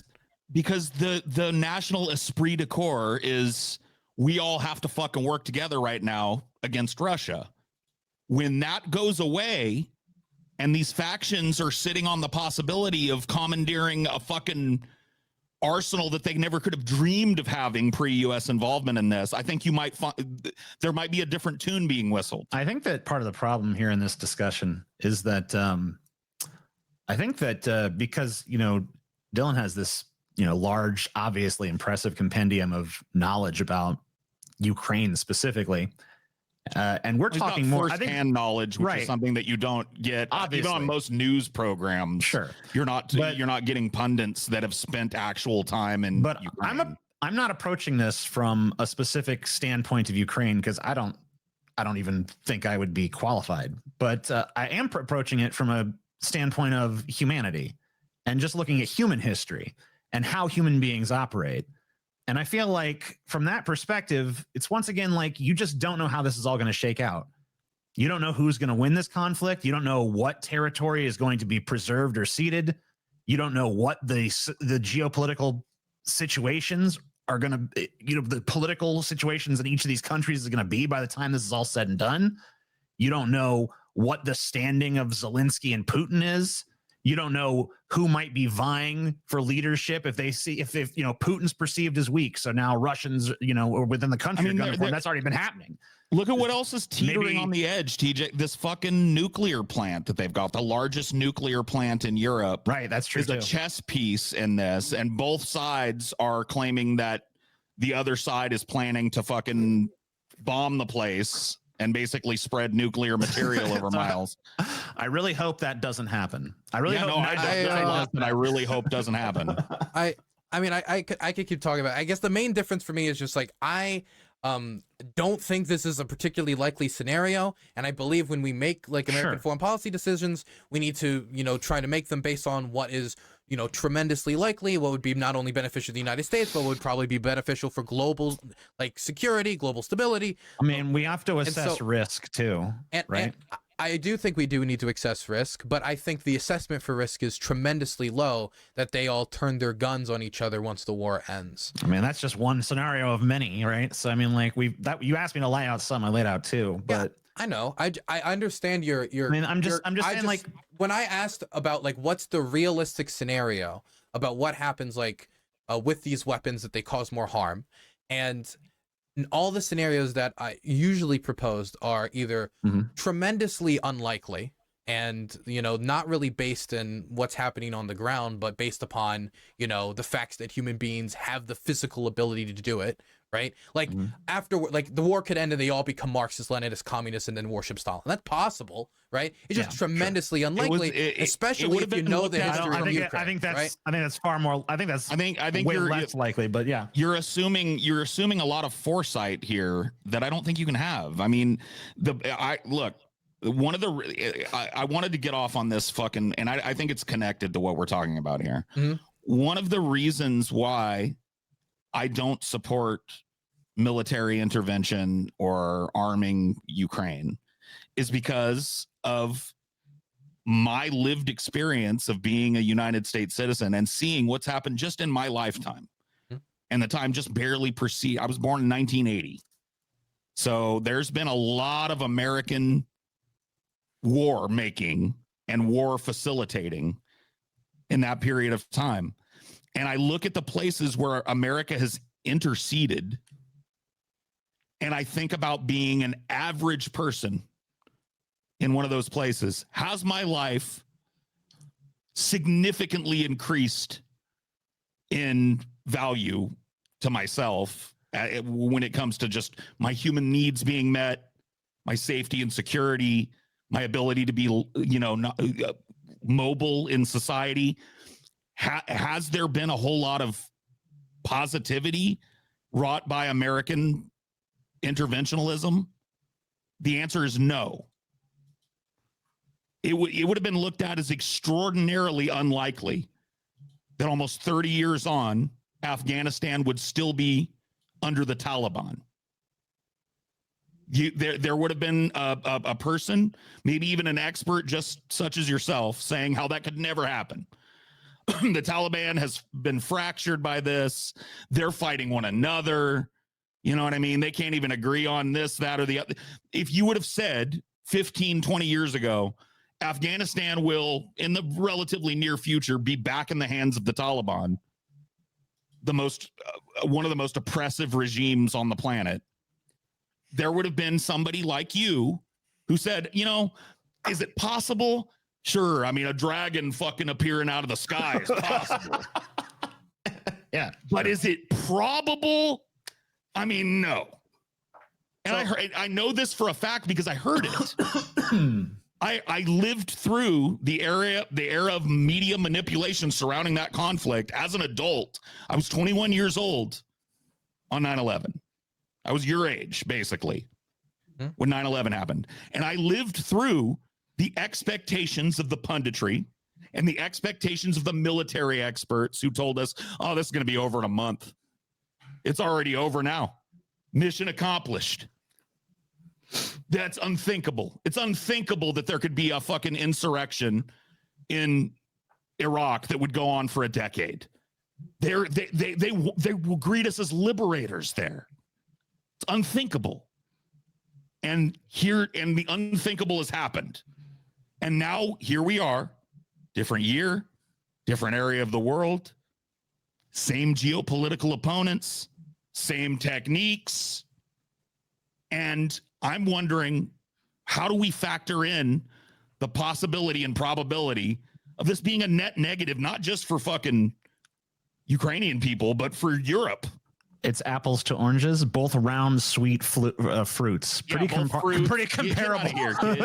So, fucking bullshit. Fucking dumbass bullshit analogy, dude. It is true that the unlikely scenario can still happen. I mean, it is possible that any unlikely scenario happens. But I mean, how do we know what's likely and unlikely, though? You can look how do we really know that? You can look at the history of the nation. You can look at what the current situation is. The history of the nation is it was extremely divided just a few years ago. It was extremely divided because of what? Because of because the Russians put pressure on the Ukrainian government in order to those pressures aren't going to go away. New pressures are going to form. If the Russian government as surely as they were brought together, they can be rendered asunder, right? If the Russian government can no longer invade Ukraine because it has NATO protection, as is what it seems to be what the NATO summit in Vilnius, even if they haven't decided on a when, they have decided on if, right? They've decided that it will be a part of NATO. Whether they stick to that, I don't know if they will, but let's say for a moment that they do. And if they do stick to NATO membership, that stops a Russian invasion. That stops the same pressures that they applied in 2014 that caused much of the violence, that forced Yanukovych at the time to back off of the association agreement, go off of the promises that he made to his people, and back off of that deal. Those same pressures don't exist, which caused the violence that happened then. The Russians can't invade Ukraine if they're part of NATO. If there's one thing that we know about NATO, and there's a lot of things you can say about NATO, is that once you join NATO, the Russians don't invade you. And so that violence wouldn't be possible if they have that type of defensive structure in place, that type of violence that started in 2014. Right. That's the imperialistic reason for existence behind NATO, right? It's projecting American power into Europe so that we can say if Europe sets foot in Poland, they've basically fucking stormed the beaches of fucking Corpus Christi, Texas or some shit. If Europe steps foot in Poland? I'm sorry, I don't... sorry, if Russia steps foot in Poland. Oh, yeah, no, yeah. Then it's basically like they fucking invaded Florida. When it comes to our response. It's Article 5. That's the idea from Article 5 is that if you attack one NATO nation state, you've attacked them all. And it's been incredibly successful in bringing stability to the vast majority of Europe who don't attack each other. And the one NATO state that is, the one states that are being attacked in Europe are the ones that aren't in NATO. You don't hold on, wait a minute now. Pete, I want you to honestly tell me that you don't think that the establishment of NATO and America's fucking position of ultimate power in NATO is not imperialism. It might be imperialism that you agree with. It might be imperialism that you think is slightly less evil than the other imperialism, but you can't credibly look me in the face and tell me that the United States directly projecting its military power in opposition to another state into Europe isn't imperialism. I really want to hear what you fucking think it is. I do think, though, when we use the word imperialism, right? I think there is an action, like a negative assumption assumed if we were to say America sends weapon to this country, that's bad because it's imperialism. It's bad when America projects military power or economic power in that way anywhere. But if a nation state is asking for it in a defensive war, I don't necessarily think that's a bad thing. If we decided we were going to invade Cuba tomorrow and we're like, we're going to make Cuba the 51st state and we're going to bring baseball back to America and get all those baseball they fucking love baseball in Cuba. They do, yeah. We're going to bring back we're going to kidnap all the great baseballers and bring back baseball. If we were to do that, it would be perfectly fine for the Russians or the Chinese or for anyone to send the Cubans the guns necessary to defend against an American invasion. I would think that would be moral because the Cuban people don't want to be part of the United States. I think that part has been made particularly clear over the last 80 years. And so I think that even if it might be considered imperialism for Russia or China or whatever power that sends Cuba those weapons in that way, you could consider it that. I think using the same word for that and the same word for like annexing the Congo and like, you know, colonialist like oppression. I think that's colonialism versus imperialism. Well, colonialism and imperialism are hand in hand. Like colonialism is a part of imperialism. They go hand in hand, but they are not the same thing. Well, colonialism is a type of imperialism, yes? Sure. So then see how having the same word for the rape of the Congo and sending a defensive nation Asian weapons. Have we fucking devolved into semantics? Oh shit! I don't mean to devolve in the semantics, but when we say the I hate when debates do this. Okay, me too. I just want to be clear that there is a distinction here that I think should be noted, and having just one word, just imperialism, kind of like blurs the lines here. Yeah, does it? I don't know. Maybe. Yeah, I don't know if it does either, but I mean, it's a matter of conjecture, I guess. I don't want to get into semantics because it's just useless. I really do hate it too. I'm not opposed to having it about out. what technically qualifies as imperialism, and it doesn't matter. Ultimately, here's what I'm saying. I do not trust the intentions of the United States when it comes to this. And there are a lot of people, when I say this, and I think it's actually a good argument. I don't necessarily agree that it diffuses mine in any way, but people will say, oh, well, just because it's being manipulated by the United States and its military industrial complex and its, corporate fucking oligarchy doesn't necessarily mean it's bad. And who's being manipulated? Like Ukraine's being manipulated, or that we're being manipulated? Absolutely. The Ukraine will be in hock to the United States for a fucking 100 years. Yeah, I mean, that's off actually the back of this. The best case scenario for them is kind of like America's dick is in their ass forever. We're gonna break off our dick in their ass. That's the best case scenario. It's like basically like, you don't want to be Russia's bitch? You better come over here and suck my dick then. Yeah, our corporate contacts are going to fucking slowly but surely worm their way into your natural resources. Our corporate contacts are going to slowly but surely worm their way into your banking structure and just make it a subsidiary of America. I mean, that to me is not good. I mean, it's not good, but I've had this conversation with Ukrainians before, and I asked them, like, what do you think of America's intentions here? And most of them will say, I don't think they're pure, or I don't think they're entirely pure, right? And I'm more sympathetic to the last one, that I do think that there is intentions here that are not entirely pure. I do think there's Congress people who believe genuinely in the defense. Bombed. Yeah, I don't know. Oh, hello. No, he's dead. You had a little lag spike there. Okay. We were worried for your safety, but you're fine. Okay. What was I saying? I don't know. Fuck. I completely lost my train of thought. I fucking hate that. I'm sorry that happened. I'm a very like free flowing person, and when lag or some shit interrupts me midstream, it can fucking kill a whole. Okay, I think I got it. Okay. So there is a very big difference to the Ukrainians that I've talked to in what the relationship Russia wants with Ukraine and the relationship that the United States wants with Ukraine. Right? There is no Ukrainian and American imperialist saying, what Ukraine? There's no Ukraine. Your language isn't real. Your people aren't real. Yes, we have the rights to all of your resources, and it will literally just become an American state. Yes, we have your right to your territory, and those bases will become our encampments because we want them to, because that's our historical lands, and we can have it, and your people aren't real. In fact, not only are your people aren't real, but you're all Nazis, and therefore anything we do to you is basically okay because you're a bunch of Nazis who want to kill us. I get it. Russia bad. Russia's intentions are bad. On the other end, America's like, hey, we might make a pretty penny here. We might have. Well, what is that? Okay, that's reductive. Wait. That's not what reductive. Does that mean? That's not. Wait, you didn't let me finish. No, that's very reductive. That's a sweet one there. That's by the way, that's 100% true. By the way, that even if you were to go to the most aggressive capitalist, like America's going to buy out the resources, and they're going to literally kick off all the local Ukrainian workers, and they're going to only employ Americans eating big fat burgers on every oil rig in Ukraine. They don't want that though. You put that's a ridiculous scenario. They want Ukrainians to just be good little worker bees in American corporate structure. Either way, you've run those scenarios by Ukrainians. They're going to pick the later scenario every single time. Even they're not going to get. They don't have a choice anymore. You asked them, and they are in hock to us for the rest of their fucking lives. They're going to give. How much? How much does Ukrainians' perspectives matter on this issue when it comes to which alliance structure? Well, let me just. I don't know if Ukrainians look. Maybe they disagree. Ukrainians. Sorry, I don't know if Ukrainians. Look, maybe they disagree with me, but I don't know if they've really experienced the red, white, and blue up the ass yet. Well, look. They've experienced, I think, the Russian tricolor up the ass, and the difference between that is we aren't going to kidnap their children. I think that is a distinct difference that they make good note of.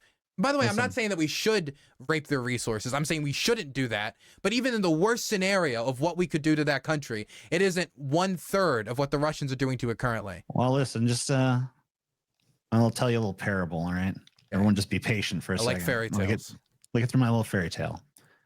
So there's a little bird. He's flying south for the winter, but he flew a little too late. A little too late. It's already too cold, and the little bird freezes in the sky, and he falls. Oh, poor little bird. Right. And so then he's frozen. He's on the ground. He's near death. And a cow comes and shits on him. Right. That's warm, though. But the shit is warm. And so the bird thaws out and he's saved. And then a cat comes and digs the bird out of the shit and eats him. And the moral of the story is that not everyone who shits on you is necessarily your enemy. And not everyone who gets you out of shit is necessarily your friend. And I think the Ukrainian people should probably take that to heart. In fact, I know that they should. Because we're just as America's here to get you out of shit, but it might just be to eat you.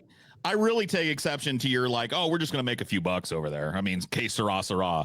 You know what happens in countries that are economically dominated by America, right? Okay, what's going to happen? And let's just compare it to what the other option for Ukrainians. Like any scenario you lay out, it's not going to be worse than what they're currently experiencing at the hands of Russian occupation. So it's lesser of two evils again. That, I mean, a lot of the world is like that. There's never going to be any like perfect American-Ukrainian relationship. And also, that's not like with that attitude. let's be clear. We're talking about the worst possible scenario of America's relationship with Ukraine, us raping their resources. What about the best possible scenario with Russia, where fucking Putin has a change of heart? He's like, you know what? Ukraine fought valiantly. I respect them as a people. And just decides to be I mean, it's every bit as far-fetched as America's going to be a nice guy. That's not. I don't think it is as far-fetched as the idea of America respecting Ukrainian mineral rights. It's always the hair splitting on this shit, isn't it? I don't think this is hair splitting to make note of the fact that the worst scenario that we could possibly follow down with our relationship with Ukraine is not any worse in any way than the best scenario that's currently going on with the Russians or could go on with the Russians. Let me consult my crystal ball. Ooh. I mean, we could. It's not the crystal ball. We can look at the history of it. The Russians have been pushing forward this war for 8 years. 8 years. Black Swan events, though, my friend. We have tried. Come on. You can't. History is a good little barometer, but shit could fucking play out in ways that you couldn't even imagine, right? So you don't know. None of us knows. Okay, it feels like the analysis boils down to the world's complicated. We can't know anything, so It is what it is. So we can't send anyone weapons ever. No, I mean, well, yeah, I think that's pretty fair, actually. I don't think we should send weapons. And I'm not saying, look, you can't use the uncertainty of the world to become a coward that doesn't want to do anything at any point. And like I said, kind of sounds like, though. Well, remember, I'm the same guy that said we should have just fucking been like World War III, bitch. So, do you really think that? Yes.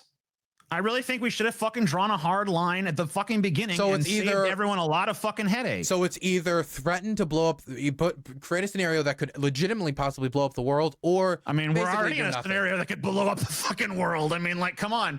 Russia decides, man, you know what? Fuck America. Fuck them. It's time for open conflict. It's time to fucking kick off World War III because we're pissed that we can't win this fucking war. I mean, we're already blowing up the world with our fucking rape of the natural resources of every fucking country that we can get our fucking sticky paws on. I don't think that's already blowing up the fucking world. We're already facing a migration crisis unlike anything you're ever going to fucking see. Uh-oh. Delving into climate change territory. I don't know if if I would compare the migrant crisis to nuclear war. I do think that's going to be one of the outcroppings of nuclear war as people flee the cities. There's going to be a huge migration crisis. Well, I'm sure if not only that, but just because of all the climate refugees as well. I think there's a distinct difference here. But we can get the nukes. We've kind of beaten around the bush on nukes for a bit now. When it comes to the nuclear weapons in this war, I don't think the risk of nuclear weapons usage has really moved much since the start of the war, as in a traditional nuclear weapon, the use of a tactical nuclear weapon, or on a tactical scale on Ukraine, or an intercontinental ballistic nuclear weapon on an international scale. I think all the motivations seem to be pushing Putin against doing this type of thing, but that doesn't mean I want to create scenarios where it's even a possibility. I wanted to just say for a second, I don't agree with this comment. I don't think that Dylan has nothing but neoliberal apologetics. I think that Dylan is pretty bright and seems to understand this situation pretty well. Definitely, but I think, from a political perspective, better than we do. Oh yeah, 100%. Like, he's obviously more knowledgeable. I think Blatantly so. But like the thing is, I just think that he hasn't been around the block enough times. I'm gonna play the experience card, be like, he's just young and naive. He doesn't know how badly this is gonna get fucked up, and in 10 years he'll be apologizing. Well, he won't. No, because that never happens. He seems like a class act. I think he will, Paul. Well, maybe he will, but he'll definitely be the exception that proves the rule on that one. Because as for the neolib apologetics, I concentrate on Ukraine. This is my issue. But if you were to go down the list on like union issues, labor rights, whether it be like any number of like political issues, you can call me a neoliberal if you want to. But I think I am genuinely more left wing than probably the majority of the American like Democratic Party, or what is considered the American left. I don't know how much that matters online, because online it's like all radicals, and it's all like the more radical you are, the more attention you can get. But I would not consider myself a neoliberal. As for the idea that I don't have enough experience on this, it is true that I am not old, and you are old, right? The most pathetic comment I ever heard from TJ. Oh man, I don't have enough. The playing the age card. Okay, gotcha. I don't. I'm too young, and and maybe if I was a little older, I'd understand. I'd say that your age has made you cynical. I would say that as you've gotten into the old age of 192. And you've seen all these wars and death and the cynical destruction, you've made a determination that I've seen America do so many bad things on the international stage. The idea of America doing a good thing on the international stage, especially when it comes to the military use of American power, that just seems impossible to me, because you've lived through Afghanistan, Iraq, and so many negative American military interventions that did not end as intended, that it's hard for you to want to make a commitment like that in the future. That's what I assume. I don't dispute a single thing you just fucking said. I think that's 100% correct. I think it's a valid position, though. I don't think that that it's wrong. I think it depends upon cherry picking. I think it depends upon, you lived at a certain period of time, you saw a certain portion of American history, and that portion of American history is going to affect your perspective, because that's your lived experience. Even though as times change and new conflicts come, the perspective and experiences you experience could not assist you there. Afghanistan and Ukraine, as much as they were both wars, the wars are very different, the motivations are very different, the people and players are very different. So I think that as much as that experience might be useful in, determining policy towards Afghanistan, determining policy towards Iraq, different players, different countries, different factors involved. Same game. You could, but Matt just gave us $5. I'm sorry, Dylan. I want to answer this. Why do you guys? I just want to quickly answer this. I'll let you get right back to it. They want to know why me and Paul dismiss anything that boils down to lesser of two evils. Well, I'll answer for myself. I won't put words in TJ's mouth. I have a very quick answer that I want to just give, and you can give yours too. Okay, sure. Mine is basically that too. when your brain is constantly in the mindset of choosing the lesser of two evils, you become blinded to actual good.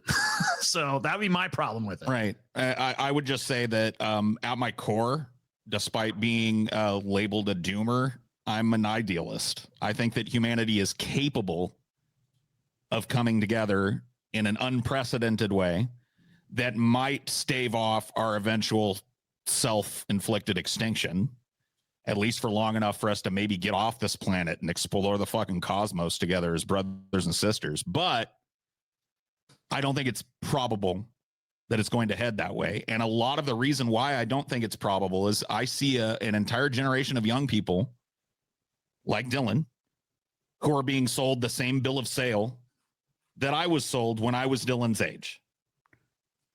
Where, look, America's fucked up, but do you know that Saddam Hussein has literal rape rooms?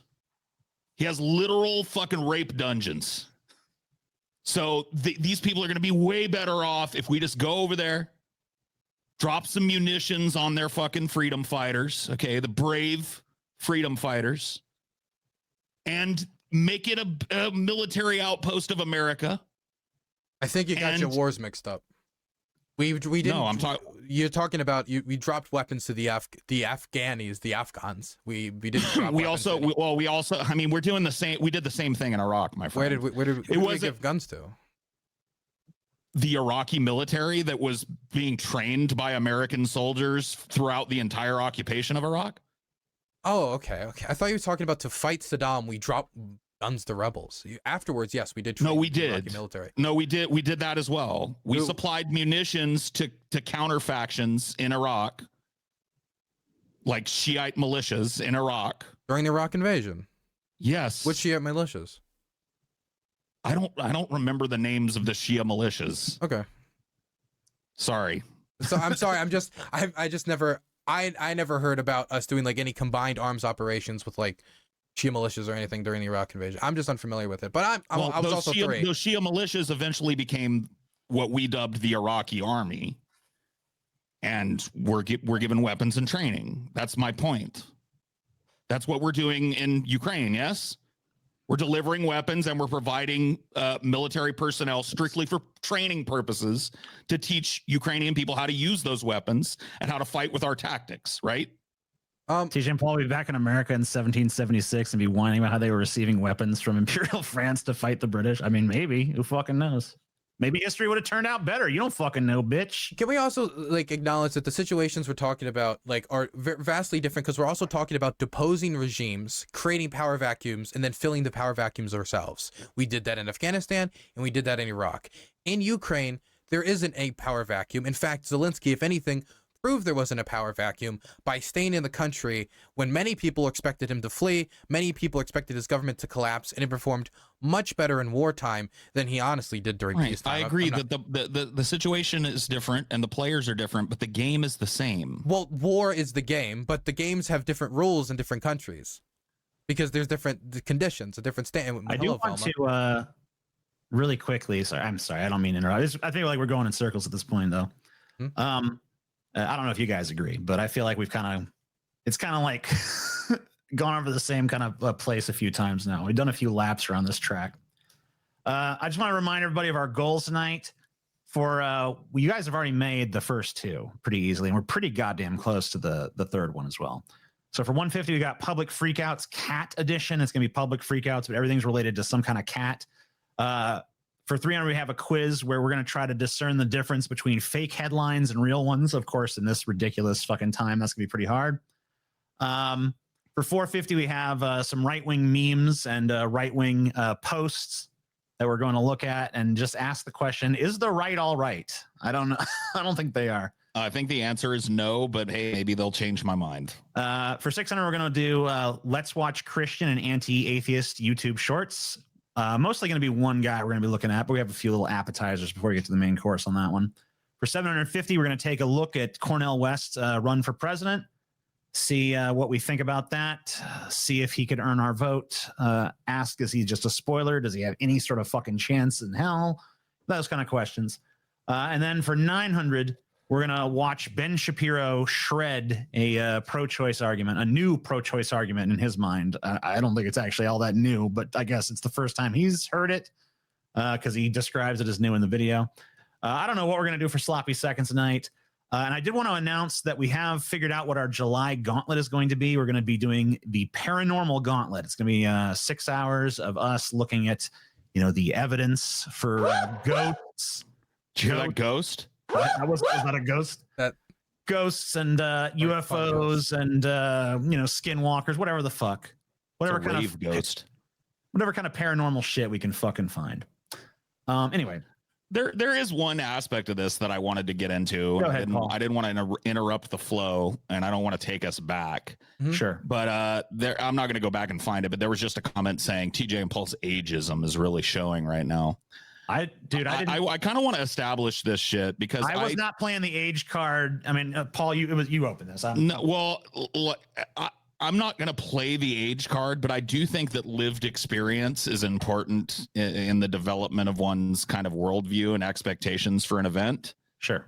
And I do think that a lot of people, maybe not Dylan, and I don't really think, look, it happened to me. I didn't always have, at Dylan's age, when I was Dylan's age, I didn't have the same politics that I have now. I was a much more standard, dyed in the wool kind of Democrat, pro-American voter guy back when I was 21, 22 years old.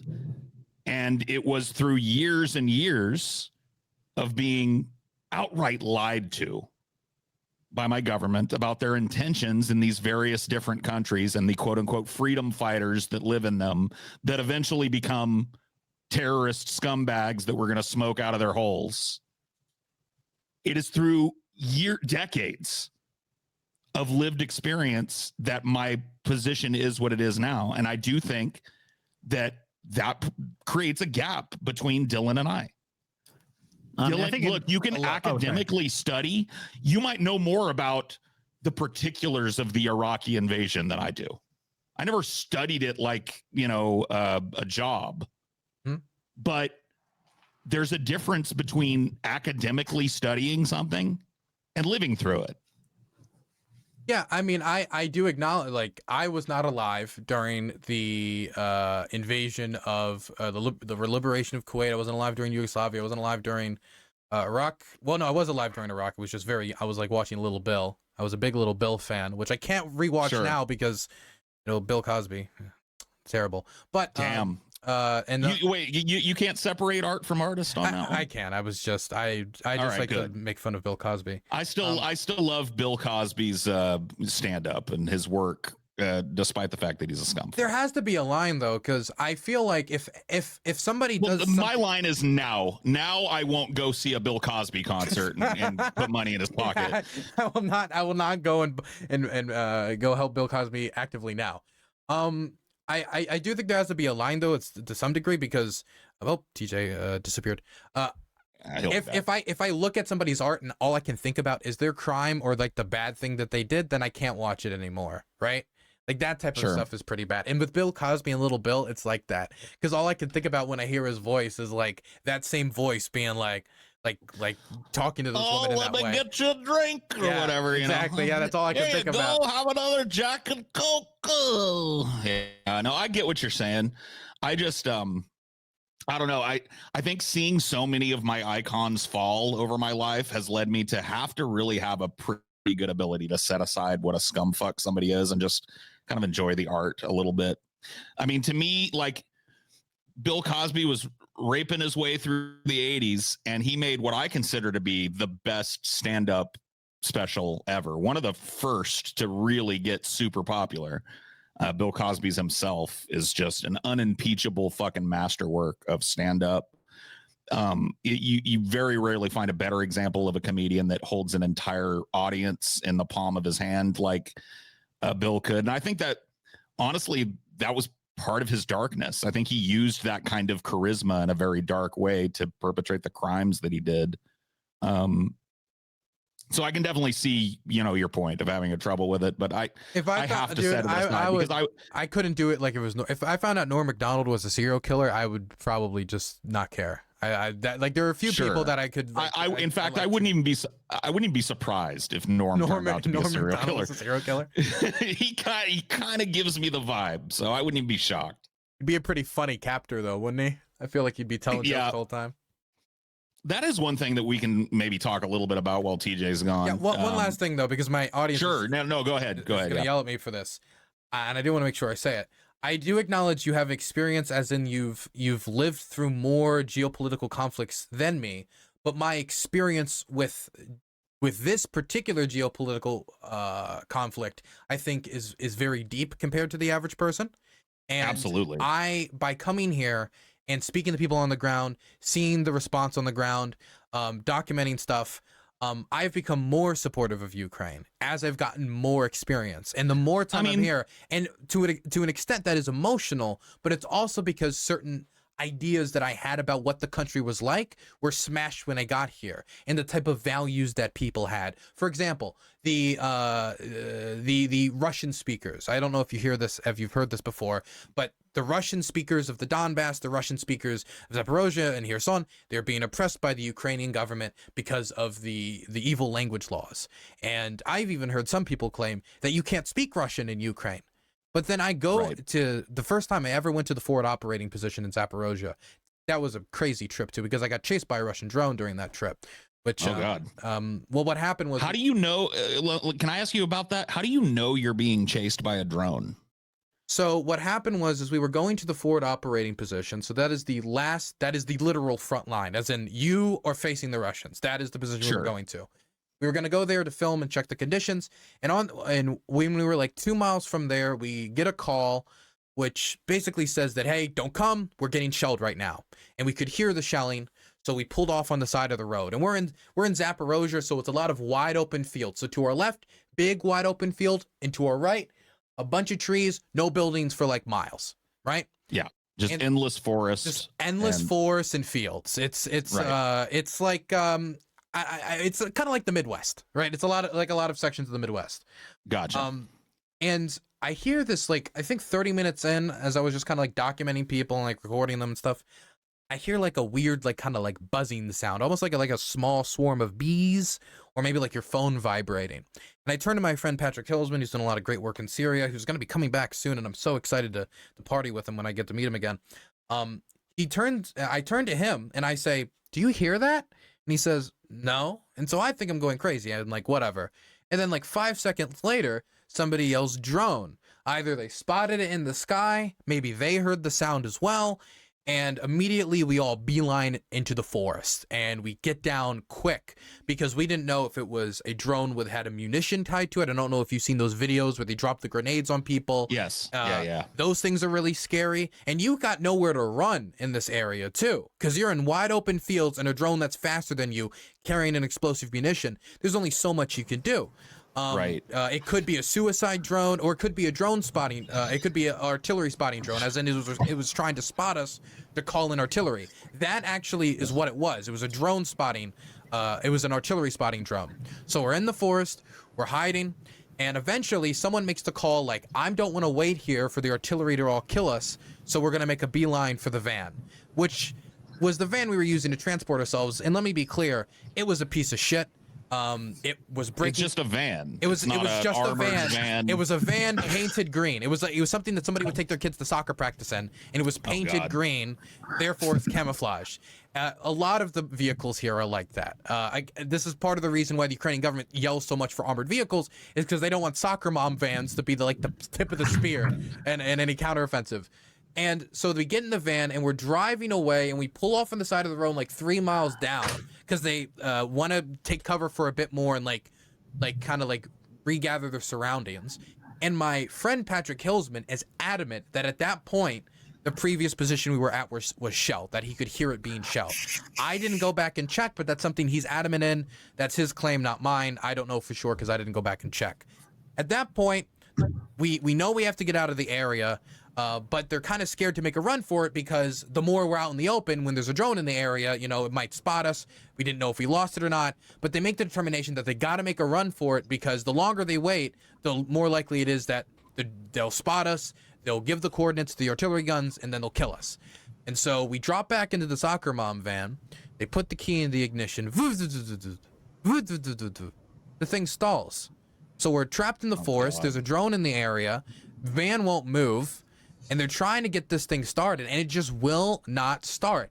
Eventually, I'm sorry to interrupt. Were you with any kind of military? Yes, I was with territorial defense forces. They were. And so they didn't have any like anti-drone options. They had AKs. They could shoot it maybe.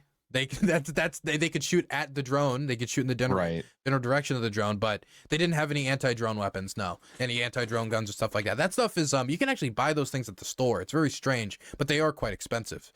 At that point, the van eventually, after I think like 4 minutes of trying, starts up. We drive away. We go to like SPG-9 anti-armor practice afterwards. But that had to be hairy.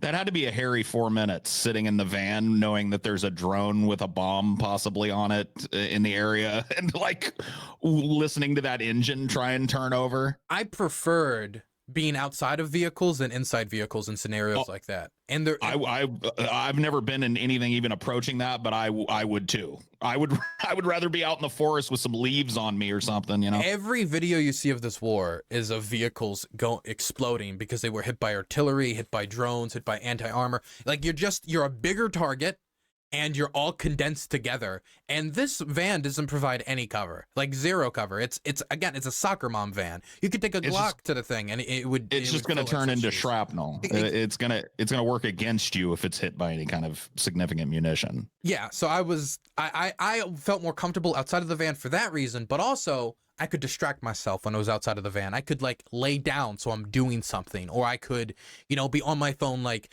messaging or doing something to distract myself from, you know, what was going on. Where when you're in the van, you're just kind of like sitting there and you're just kind of just with your thoughts, and that's really bad. I don't like being with my thoughts in scenarios like that. I like being aware of what's going on generally and being able to respond, but I don't like to think about it too much. Definitely during, because then you can like work yourself up into a panic. That's a trauma for sure. You know, I feel for you, having gone through nothing wartime based, but I'm the victim of a violent crime. When I was 16, I was taken at gunpoint and kidnapped and carjacked and taken in the backseat of my car out into a field and made to strip naked and run out into the field. And the worst part of that memory to me was the quiet ride in the car with my head down and a gun to it, having nothing but my thoughts, you know? So I can definitely empathize with that. And I hope you're okay, you know, going forward. It's got to be nerve wracking. It's one of many experiences. The most recent experiences, I was with rescue workers in Kherson as they were trying to evacuate. And I know this sounds almost comical because of how like cartoonishly evil it is, but they were trying to go rescue cats and dogs that were drowning because of the flooding, because the environmental minister said that over 20,000 animals could have drowned due to the flooding in Kherson, and the ecological damage is immense. They wanted to help humans, but also this was for Paws. They were an organization focused on animals. And so I was filming their rescue efforts, and while they were engaged in rescue operations, they got shelled by the Russian army. We got shelled by the Russians when they were trying to engage in that type of operation. And that is one of the reasons why I maintain, not to interrupt you, why I maintain just a principled anti-war stance, because that type of shit happens in war. The most barbaric, soulless shit happens in war. It is stuff that you can't even fucking imagine. Stuff that's more evil than bombing an unarmed organization trying to save pets from ecological devastation. Like, it gets worse than that. It does get worse than that. And I mean, I think most people are anti-war in principle, as in like war is bad, of course. But for many of those locals definitely those volunteers, they had experienced Russian occupation. And Kherson, the city I was staying in, those locals had been there, you know, there when the Russians had occupied them. And something that really pissed me off was constantly hearing the stories about family members who just disappeared one day, never seen them since, you haven't heard from them since. Just lack of like knowledge and closure. Their kids that have been kidnapped from the area and are in Russian boarding schools, separated from their parents with no contact. A lot of orphanages were literally robbed of children when the Russians were withdrawing, trying to grab as many kids as possible, which of course is a war crime. And so for them, like, they hate the war, but they had experienced Russian occupation, and the idea of ever returning to that is so unbelievably terrifying for them. Can I just express really quickly how fucking unconscionably sweet this comment is? You know what? This is the saltiest I've gotten in the entire fucking debate. An anti-war stance only matters if there's a war happening, dumb fuck. When there isn't a war, it's just a matter of maintenance. Like, you're saying that opposition to an ongoing war doesn't matter, and you should just jump on board and pick a side. That's in America, it'd be pretty hard to be anti-war at all, because there's always a war going on here. Yeah. I can almost guarantee you've never lived a day of your life when America wasn't at war. Dylan hasn't. Nope. So, come on, buddy. Like, fuck me, man. But yeah, that Kherson stuff was really crazy, because they released the video of them shelling us with the rescue workers on Telegram the day afterwards. And then they put rock music over it and a little like SS symbol in the top left-hand corner. It was a rune heavily used by the SS. And they were a private military company headed by the Crimean Occupation Authority, like owned by the head of the Crimean Occupation Authority. And that shocked me and actually kind of unsettled me more than actually being shelled by them, because they committed the war crime of shelling rescue workers and trying to kill them. And they injured a friend of mine, John Jones, an elderly British expat. The shrapnel entered his upper leg and entered his lower abdomen. The only thing that saved him was his pelvis ended up deflecting. I guess he drank his fucking milk or something. Ended up deflecting the shrapnel. So this is why you'd never find me in a fucking war zone. I wouldn't do that. And they released that video, like bragging about it, saying that we were soldiers about to establish a bridgehead on the other side of the river. That we were gonna, you know, I was the spearhead of the Ukrainian counteroffensive, apparently. We were the recon teams. And what shocked me more was they're just like, here's our video of us committing a war crime. We're bragging about it. Here it is. And here's rock music over it. Like it's a fucking music video. And I think the song was like, it was titled like God of War or something. It was almost LARPing. It was almost I fucking hate the internet, man. We just go back and uninvent the internet. I think we'd be fucking way better off. Oh my God. That sort of thing being made into a meme is a fresh hell. You know what I mean? This is like, I think about that all the time. There's a lot of people who really don't like me because I'm supportive of Ukraine. And I'm 100% positive that if I die and there's ever a picture of my corpse, that thing will be plastered everywhere all the time. And people will drag me through the mud. I'll be like, fucking, I'll have the online version of what happened to Gaddafi. That's what's gonna happen. Yeah, they'll be like, fucked around, found out. Exactly. Yeah. Exactly. Good. All the more motivation not to die, right? Exactly. I must live. I must live out of spite. Yeah, you know, my fucking power keeps going out here because it's fucking storming outside. Oh, that sucks. But yeah, you know, so I missed some of the war story shit. I mean, it's actually been fine without you prattling on, TJ. Yeah, I'm sure it has been. I'm sure your incessant prattling, TJ, was dragging the show down. Sorry about that. I apologize. Yeah, no. I reject I really don't like the lesser of two evils. Somebody in the chat was talking about being confused about our lesser. I really don't think that. I think that calling this a lesser of two evils is reductive because it ignores any number of other possible scenarios and kind of boils down to like, well, the only thing we can do is either support Ukraine or not. Curious now how you guys feel. We're going to talk about the writer's strike for sure. I don't know if we're going to cover as much news as normal because of this conversation, but we will. I hope I'm not dragging your show down. And like you want to go to cover news and we're I think that you know people probably like the change of pace. You know. Yeah, no, I mean, this is we don't normally have guests. We don't normally have guests on, so it's like a little bit novel. I myself am enjoying the back and forth as it stands, but I'm happy to move on. Dylan, if you're ready, you want to take a little break? I can tell stories to talk about this all day. I mean, this is literally my life. I'm like covered in these experiences. I want to make sure TJ gets at least a war story, right?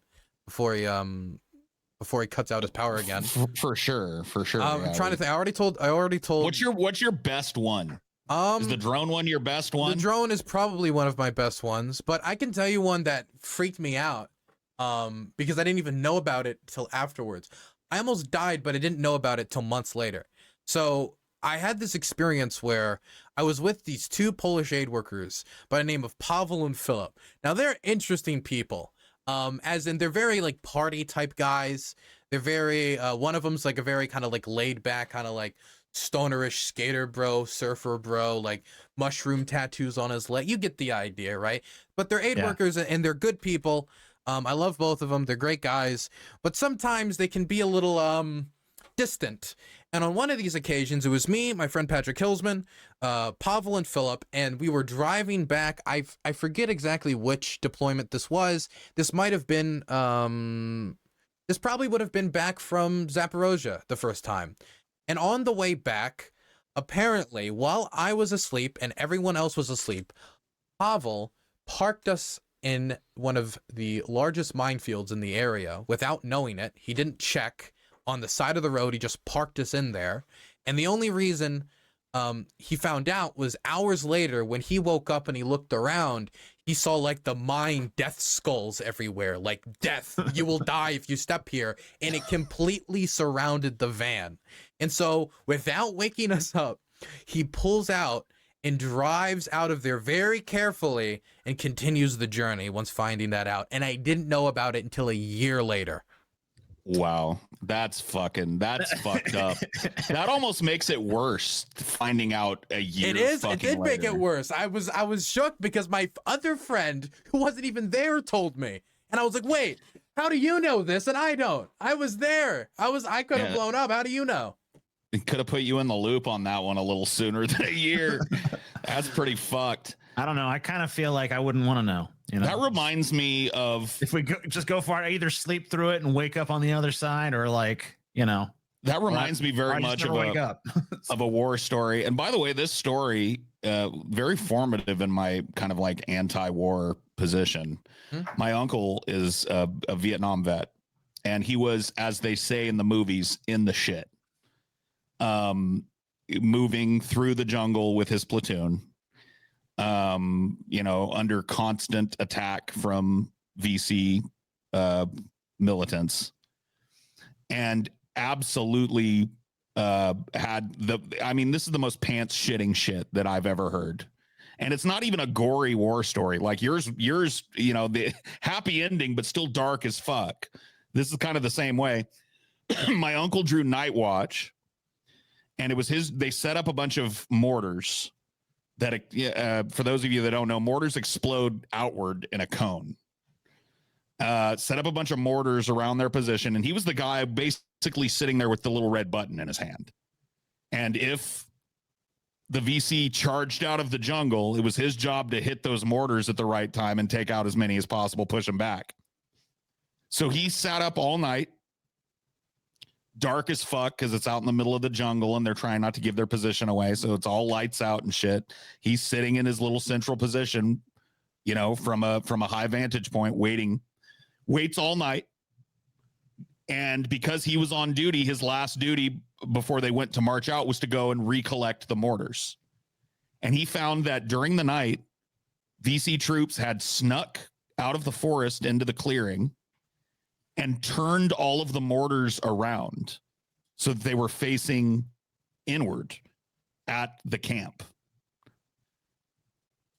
So if he had hit that button, he would have killed himself and everybody in his fucking platoon. People say you're talking about claymores, Paul, but claymores. Sorry, I'm not a big fucking gun guy. We're not really. I'm not a big war guy. Yeah, a big war guy. But yeah, Claymore Mine is the actual name for what I was meant to be talking about. I'm big in the war community. Yeah, you're a big you're big war. I'm big war. Yeah. I remember getting a lot of reports about the Ukrainians. They would capture like a walkie-talkie, and since many of these guys speak Russian, they'll be like, "Help! Help! We're being attacked. This position's been overrun," and they'll give positions of places that have not been overrun but still have Russians in them, and then they'll go and they'll shell the position and kill a bunch of Russians unknowingly. Yeah, I like the stories about war that concern like weird psychological tactics that. I can tell you a psychedelic story from this country. Oh yeah, do that. Okay, so I was told that this is true. Now, the story is too fantastical for me to just take it as fact. No, I 100% believe it, even before hearing it. Okay. So TJ's mom, no, okay. So there was it's definitely true. A battalion of Ukrainian soldiers like got surrounded by the Russians somewhere in the country. I don't know where. The story didn't tell me. The person didn't tell me.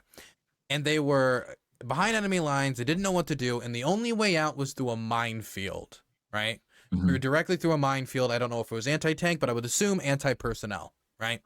And so they were very concerned because they all knew if they walked through this minefield, there was a decent chance one of them sets off a mine, gets themselves killed, gets themselves injured. Nobody wants to lose a leg. Nobody wants to die. So somebody gets the brilliant idea. They're like, hey, how about I take these shrooms that I've been saving up for the entirety of this war, and I've been having them in my backpack, and I'm going to pass them out, and we're going to eat the shrooms, and then we're going to walk through the minefield, and the shrooms told them where to step, and they all survived. I believe it. I believe it, dude. And here's why. If I'm gonna have to walk through a fucking minefield, I would way rather be on shrooms, dude. I'm telling you, man, shrooms add detail and clarity that you don't see ever as a human being, ever. One of my favorite things to do on shrooms, I'm a big psychedelic guy. One of my favorite things to do is just to sit in my backyard or wherever I can in nature and just look at a tree. Because a tree, and it's not like a lot of people imagine like it's warping. I mean, if you take enough mushrooms, then yeah, it will be. But I like to take just enough to where the edges of my perception are sharpened. You will never see a tree the same until you've looked at it on shrooms, man. I've tried shrooms once. I actually hope my family sees this. I'm more of an LSD guy. I love acid, man.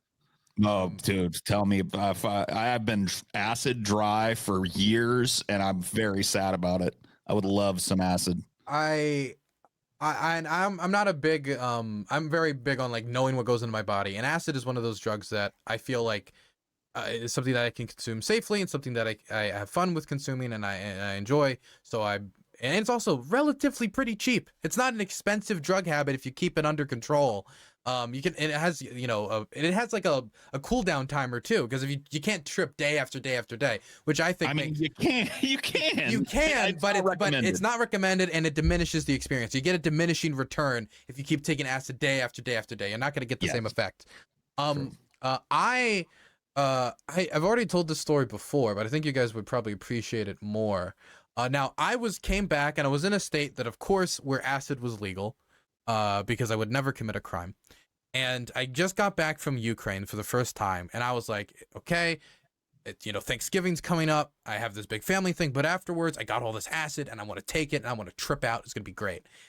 And so I take it, but I took it unsupervised. I took 6 tabs, and I did it in the middle of the night, after coming back from Ukraine, with experiences like I had with the drone. Okay, so that's a recipe for disaster. It wasn't trip right there. It was not the smartest decision. I'm gonna be completely honest with you. It was an excessive amount of tabs, but my dumbass had this logic of like, oh, I took like 4 tabs last time, and that wasn't enough, so I'm just gonna take like 6 tabs, not realizing that's still like a gigantic jump in the amount. That's an order of magnitude heavier trip for sure. Yeah. And so that night, I had the biggest trip of my life, all the consciousness of the world all combined to one. But most importantly, I ended the war. By bringing the world together, the Russians decided this is dumb, and they all left. And then Ukraine. I know that this is being told in a tongue-in-cheek way. Yeah.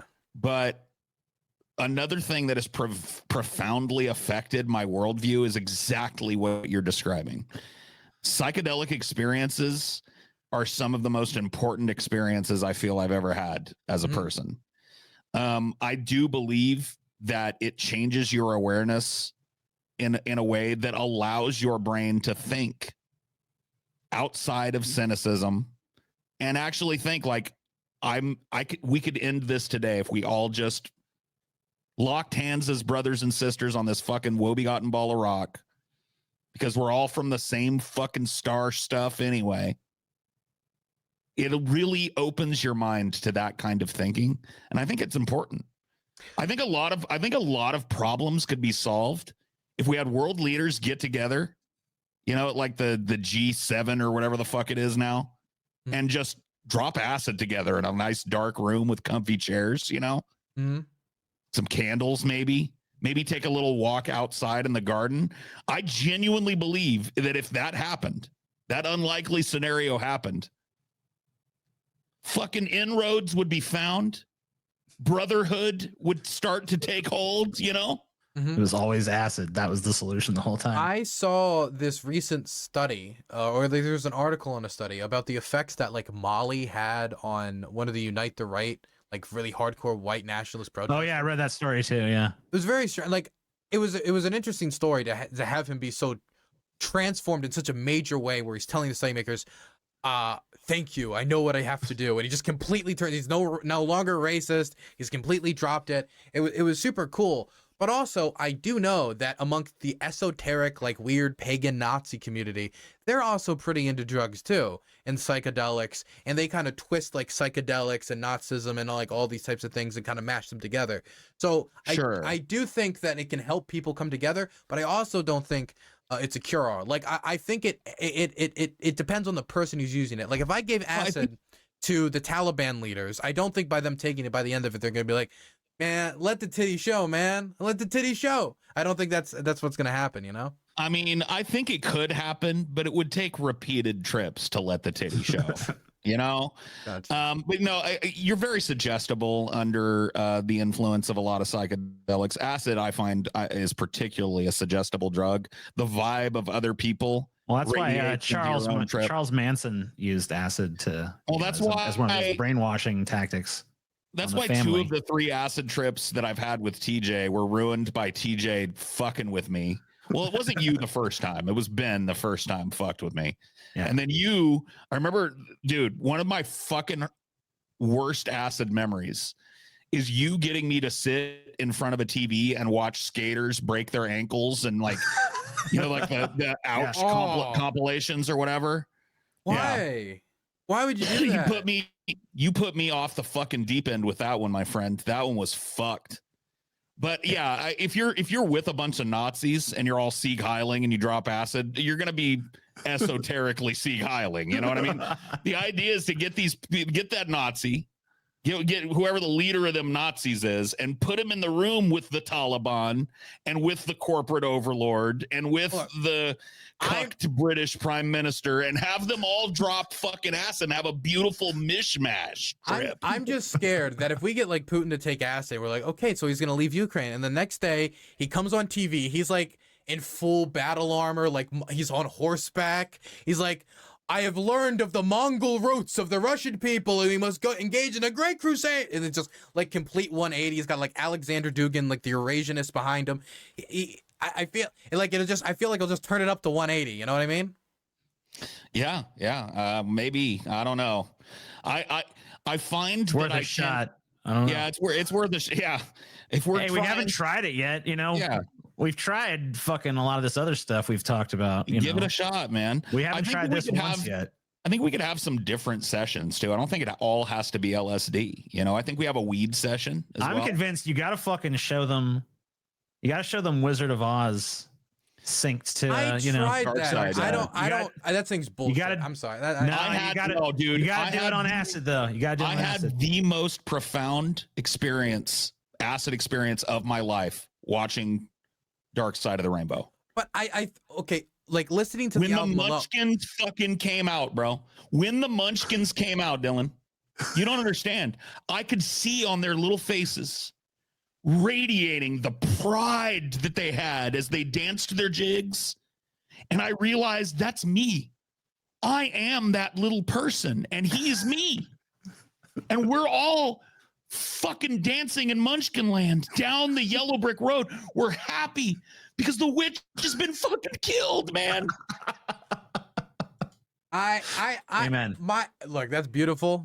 That was not the experience I had. I got bored very quickly and then clicked off, and then I just watched cartoons. You gotta try it on acid, Dylan. I've tried. I think I tried it on low amount of DMT, but I actually enjoyed, and this is something that I got to be careful with. I enjoyed watching like a tiny bit of very soft horror, a very, very soft amount, like a very like low shelf, not super scary horror. I remember I ended up watching like a horror comedy specifically, and it had it, and I liked that variety and the experiences it was heightening, because I had never been that gripped before, even though I was watching like TV Y7 version of horror, because I was on acid. Like everything was so scary. But since it was a low level of horror, it was perfect. Man, yeah, you and I, we could have ourselves a good polar opposites trip, me and you, Dylan. I'm telling you, all the fucking shit that we were fucking arguing about earlier, we'd set that shit aside and travel the fucking cosmos together, brother. Travel the cosmos. Hey, Yeah. maybe. Yeah, that's not a terrible Because idea. I would sooner slam my fucking balls in a car door than watch a horror film when I'm on acid, bro. That just shows you, dude, how different people are. I'll tell you what. Are you guys familiar with the Phil Tippett movie Mad God? Yes. Okay. Well, Dylan doesn't know it, but I've only seen some of it. He's like that's the movie like this that old it took school special effects guy that it took him like fucking 20 years to make, right? 30 years. Jesus, yeah. It took him 30 years to make. I mean, he wasn't constantly working on for that, but he's this old school special effects guy that made this really fucked up, dark, horrible nightmare-scape of a goddamn movie with no plot. It's just basically an 82-minute fucking horrible nightmare put to fucking film. It's one of the most disturbing and uncomfortable goddamn movies you could ever watch. And I watched that on shrooms, and that was fucking horrible. I felt awful. I mean, I had to like go outside and like breathe because watching that movie sober is pretty goddamn unsettling. But watching it on any sort of like psychedelic enhancement was like cranking the nightmare dial to fucking 11 or some shit. It was horrible. Well, that's another thing Dylan mentioned too. There is a profound difference from going into a trip with a co-pilot or, a squad and going alone, man. You trip alone. You're talking about the harshest introspective fucking shit that you will ever experience in your life. You will see yourself finally for what you really are. What you would never admit that you are is put right on the fucking platter in front of you. You're forced to convince yourself to accept it or go mad. That trip was so wild. I still remember stuff. I'll still be like, wait, I just remembered that for the first time of like stuff that happened during that trip because it was so heavy. I remember like at some point, like afterwards, I was like, did I stream during my trip? And I kept asking people because eventually I made enough noise that other people that I was living with came into the room, and one of them, being a little smarter, was able to quickly determine what was going on. Like, okay, Dylan's on acid. Okay. And I kept asking him, like, did I stream? Did I stream this? Do I look like a fool? Do I look like a moron? Did I stream? It was like, no, Dylan, you didn't stream. Nobody say, did I stream? And just like over and over and over again. That terrified me, the idea that I streamed on acid. And somebody has asked me once, what would it be like if you streamed on acid? That's a terrifying experience to me. I've seen people try to do live streams with that. I know Destiny, a streamer, he once like uploaded like a whole like trip video of him tripping. Oh my God. I couldn't imagine live streaming on acid. It completely like cracks you open. And being that vulnerable online is impossible. I couldn't do I have direct experience with this. I have done shows on acid multiple times. And it's a fucking experience, man. It's a whole different ride, whole different ball game. You can feel the eyeballs on you in a way that you kind of, I think that's one of the things that keeps people from getting into streaming is they think about the idea of like, holy fuck, like 900 people are watching me right now. What the fuck, bro? 10,000 people just saw that. You add acid into that mix, you're talking about a whole different fucking ball game. I feel like the one time that I tried to stream on acid, it was just like I was so introspective that I barely said anything. So I was just kind of like sitting there like, well, you remember my famous why are they racing on Fruit Loops moment? Yeah. We tripped on acid on Halloween with a bunch of black lights and fucking strobes in the room and shit and watched videos. That's all I remember about that trip. I that's the main reason I want to go back. When I go back to the States, man, I miss it so much because I can't do that over here for obvious reasons, right? Could you imagine if you're like mid-tripping on acid and like the sirens go off, you got to run down to the bunker? Can you imagine how awful of a trip that would be? So I can't do that here. So I gotta wait till I get back to the States. What about if you just hunkered in the bunker, I mean, it isn't impossible. I've thought about this too much, but I can't get it. I can't find, not that I'm looking, but I can't find it anywhere in Ukraine. I can't find acid here. I feel like, you know, on your journeys, you'll bump into somebody who knows somebody who's got something. I know. Well, the thing is, I know somebody that knows somebody who's got basically everything here. If I wanted to get it, of course I wouldn't, because I am a law-abiding citizen and I don't want them to take away my press accreditation. I would never do that. But I have not met anybody who can get me acid.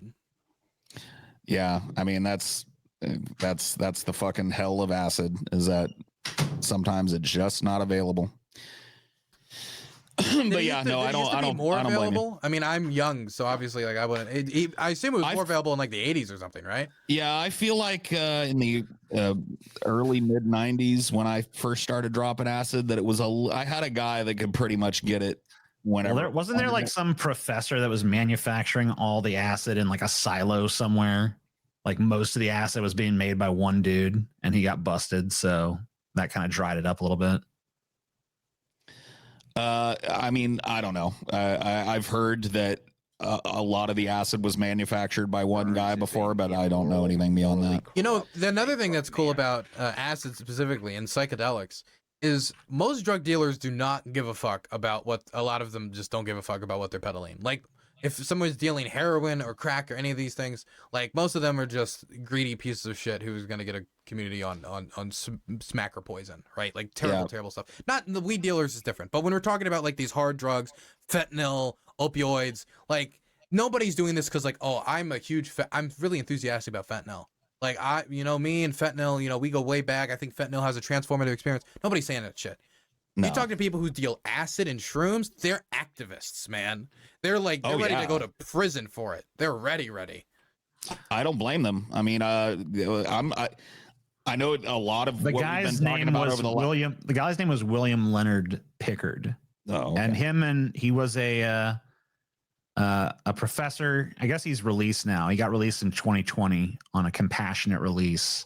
Well, not. But him and his partner did make. They're believed at least to have made the majority of the world's acid during the times they were active. So, and he was basically an activist. He was trying to like bring people to new levels of consciousness and so on and so forth. I'm formally requesting that Joe Biden give him the Presidential Medal of Freedom. Me too. I agree with that. I'm personally requesting that Joe Biden get in the room with fucking Zelensky and Putin right now and drop some fucking acid, and let's figure this out. Let's get Putin to drop acid and then put him in a big room in a high-story building with a lot of open windows. Hey, as long as Biden and fucking Zelensky are there too, I'm all for that. Sure, put them up there. Let them all figure it out. Biden doesn't even need acid to fall out one of those goddamn windows, dude. Yeah, that's true. Good point.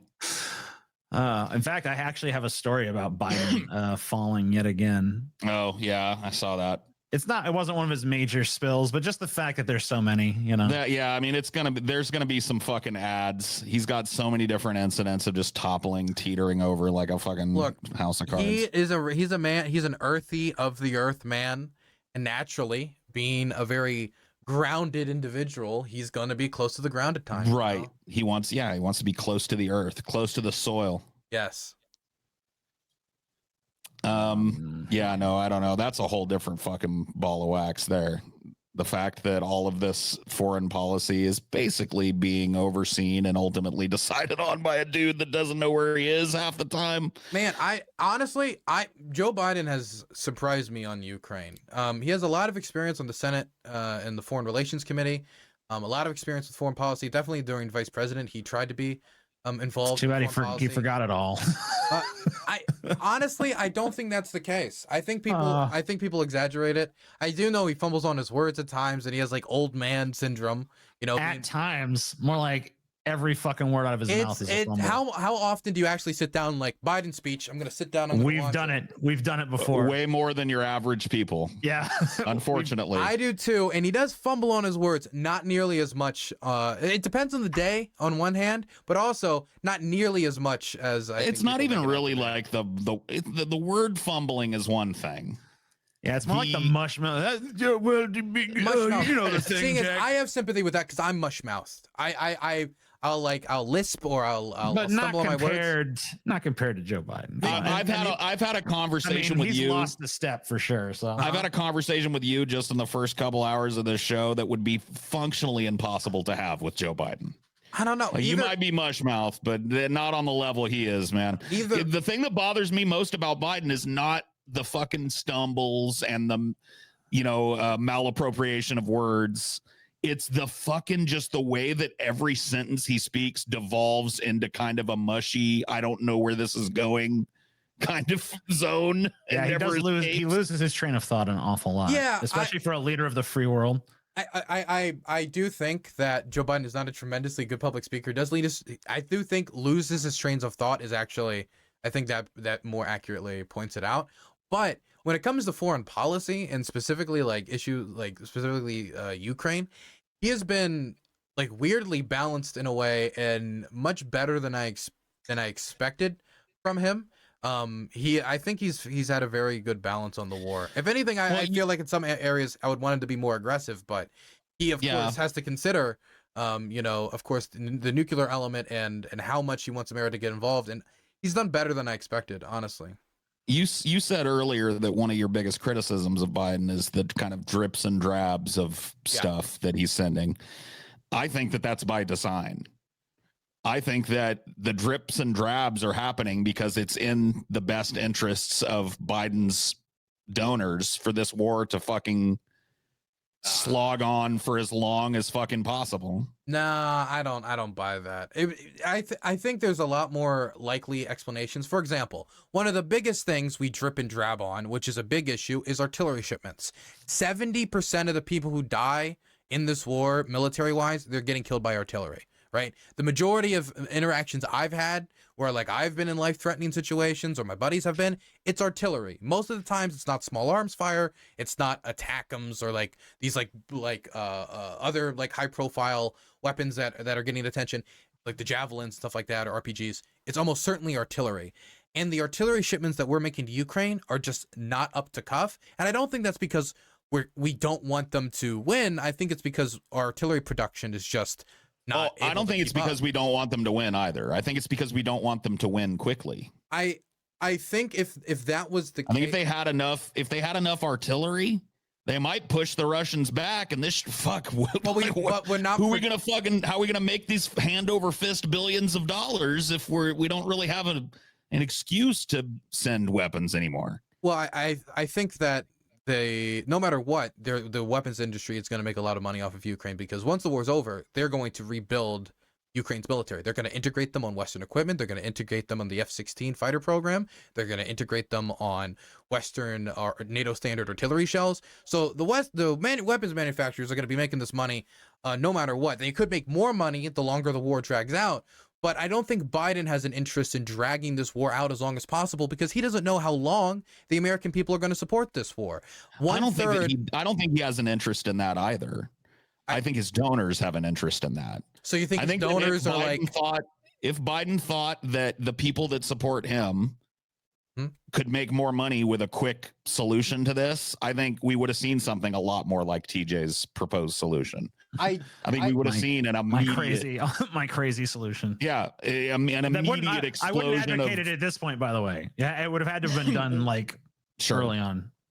I honestly think there's much easier explanations. For example, like with the shipments of the artillery shells, we are not producing enough artillery shells to make up for the amount of artillery shells that the Ukrainians are using. That's why we're doing everything to go to all these old Soviet countries and be like, please give us your old Soviet stockpiles so they can use it with their old Soviet weapons. We're trying to up production in like plants in Pennsylvania and across the country, but there's just not enough being produced. And that's part of the reason why we sent over cluster munitions in the first place, is because we're not producing enough artillery shells as scarcity creates value, right, in a capitalist system.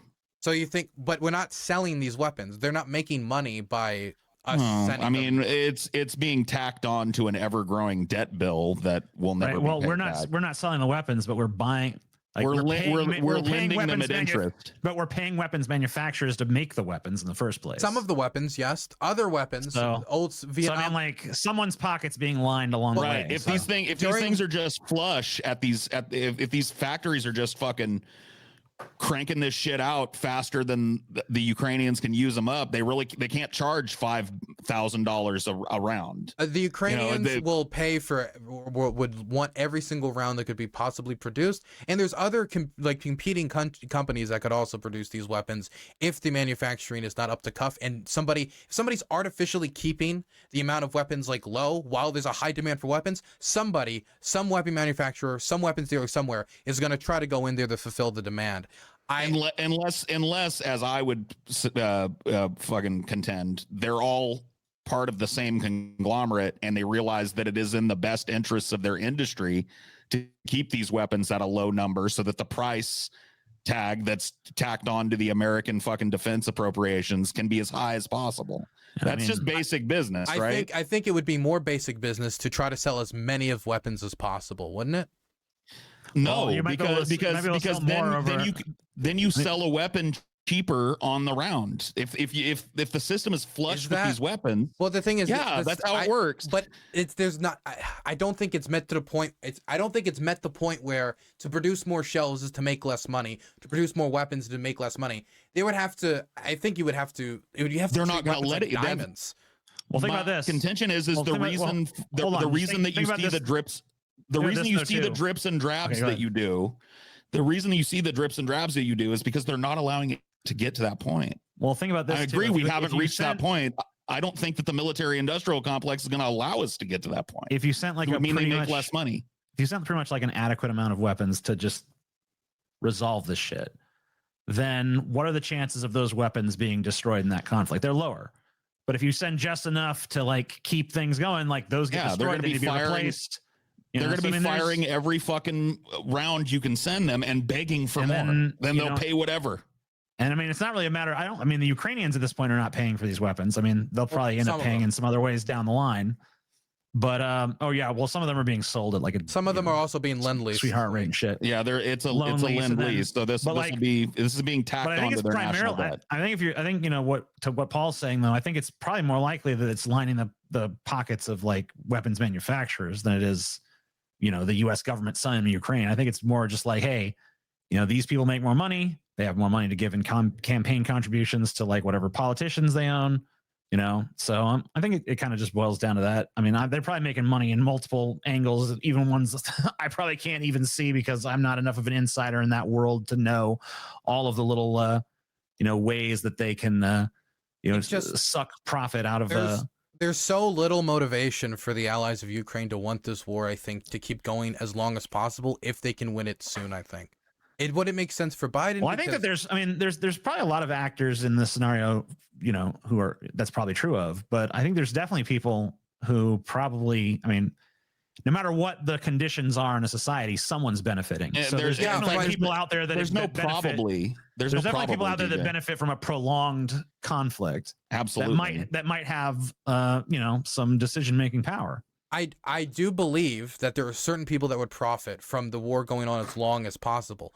But I don't think that profits incentive is enough to overwhelm all of the other parties at play to completely dominate our foreign policy agenda, to make it so we're just dribbling it. We're not even trying to achieve victory in the short term. We just want it in the long distance future. We're just going to keep this going as long as possible because we're also tacking on to the national debt. We're also have only so much time we can have the American public support this war. If this goes on for 6-7 years, the idea we're going to have the same amount of support we have now for Ukraine as we would 7 years from now, that's debatable at the very least. It's probably going to go down. And so if you're Joe Biden, the United States government has never really relied too much on the support. The Iraq War was very popular when it started. It got very unpopular, but it didn't end it. It wasn't the war is unpopular, now we got to stop. The reason why the war in Iraq was doesn't get as much attention is not probably the deaths going. Okay, I don't want to get too off beat here, but it is true that we can engage in wars for a longer period of time with low death counts because we have low death counts, and so it's harder to build up public opposition based on the people who are dying. But when it comes to budgeting expenses and how much money we've wasted, we're already seeing growing opposition in the House from certain people in the Republican Party against sending aid, with 1/3 of Republicans in the House recently voting for in a recent defense authorization to try to cut the president from being able to send aid to Ukraine. And that is likely to grow to some extent within the Republican Party at the very least. And that opposition could build up more and more and more, where you're facing an LBJ situation where you're saying, okay, I'm not going to run for re-election because it's too unpopular. We've wasted too much money. We've wasted too many lives. And so I don't. And that opposition could very well be tokenistic as well. I think if Joe Biden was to win this war or help Ukraine win this war, the benefits of getting that victory, definitely before Election Day, outweigh the benefits of keeping certain weapon manufacturers rich for a very long time, so you convince all the allies to kind of maybe I agree that they outweigh the benefits for Joe Biden personally, maybe, but I don't know if he necessarily I guess he can call that shot, but he represents the broader interests of the Democrat Party, and they might be more interested in pleasing their donors than they are getting Joe Biden reelected. They certainly are. There's no might be. But I don't think that they're certainly more interested in pleasing their donors. But their donors aren't only the weapons defense manufacturers. They have a ton of other donors. But those industries are heavily tied as soon as possible. Some of those are all of those weapons manufacturers are heavily tied to petroleum manufacturers and shit. It's not just one. I mean, it's almost certainly true that there are moneyed interests that would like to start economically exploiting Ukraine as quickly as possible too. There are also moneyed interests that would like to reopen ties to one of the most resource-rich countries in the world, Russia. Well, that's what I said. Oh, sorry. No, you were talking about Russia. No, that's true too. I think there's probably a lot of people who are mad that their business in Russia has stopped producing. The rupee might not be competitive with the dollar, but I'm sure the rupee. The rupee. What is it? The rupee, not the ruble. Ruble. Yeah, sorry. I'm in like Legend of Zelda land. Sorry, I need to stop hitting this vape. Man, their economy is really going down the drain if they've reverted to like pre-industrial economics. You got no rupees, man. I really dislike political analysis, and this isn't. I'm not trying to pick on you. I really dislike political analysis where we look for intention, but then we also don't look for any like concrete thing to back up that intention, because you can find intentions anywhere for a million different people with different motivations that could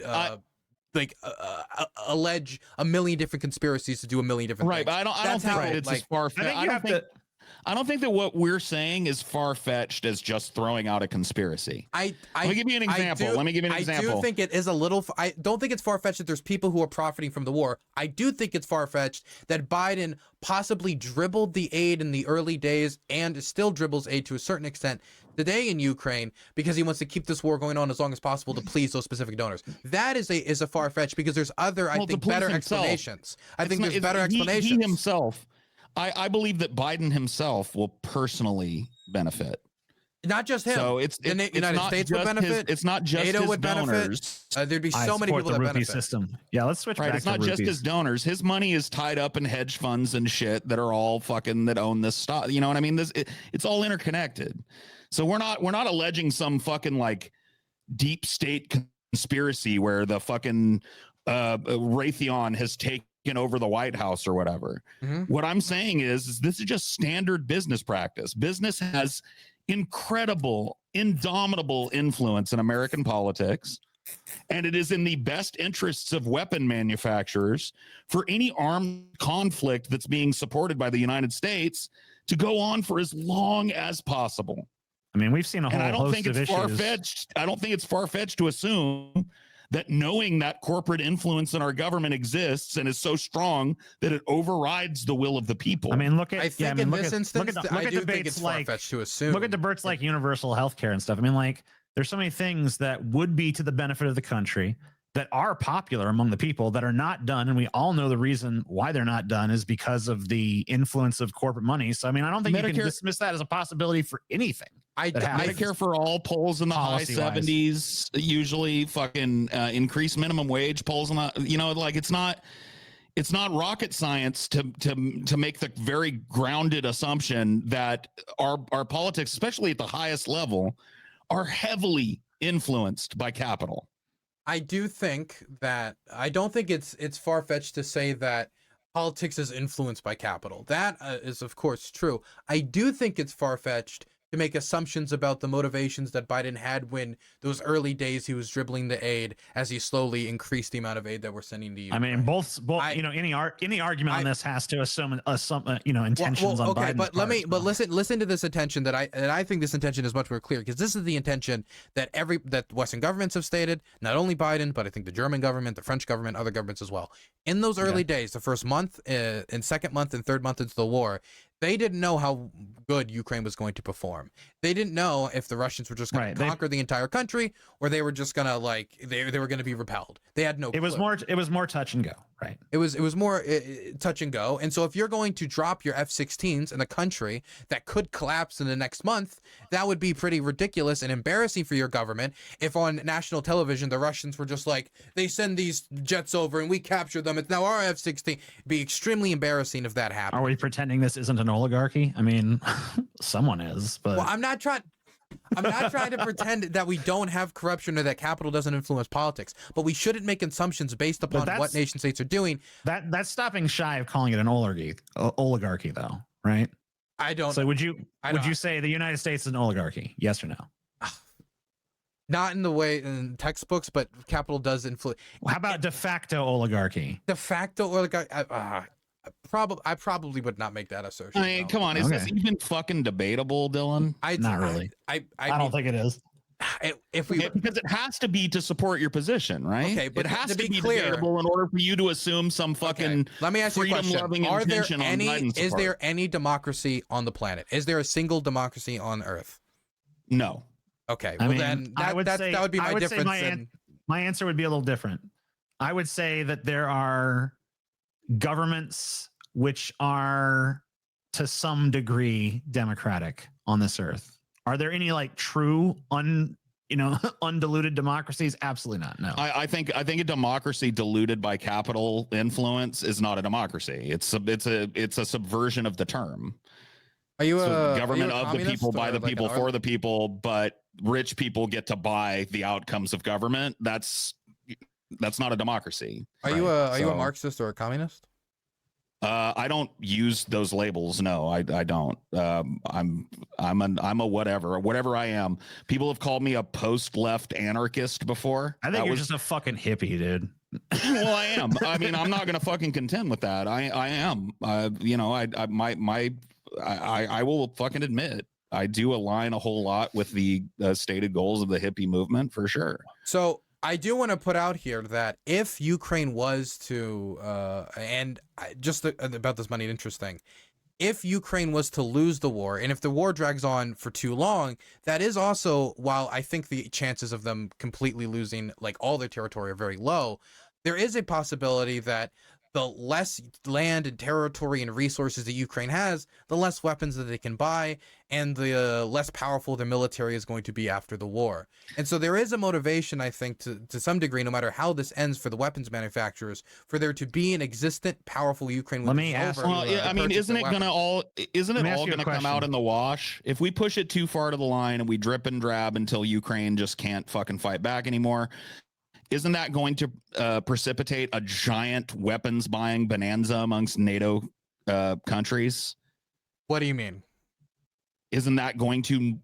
I mean, just what I said. I don't know how better to put it. So if we drip weapons into Ukraine, does that mean NATO countries will buy more weapons? If we drip weapons into Ukraine, and in the long run, Ukraine eventually loses and cedes the Donbass or whatever ends up happening, NATO spending is going to go fucking through the roof. NATO spending because Russia has just shown that it can claim territory.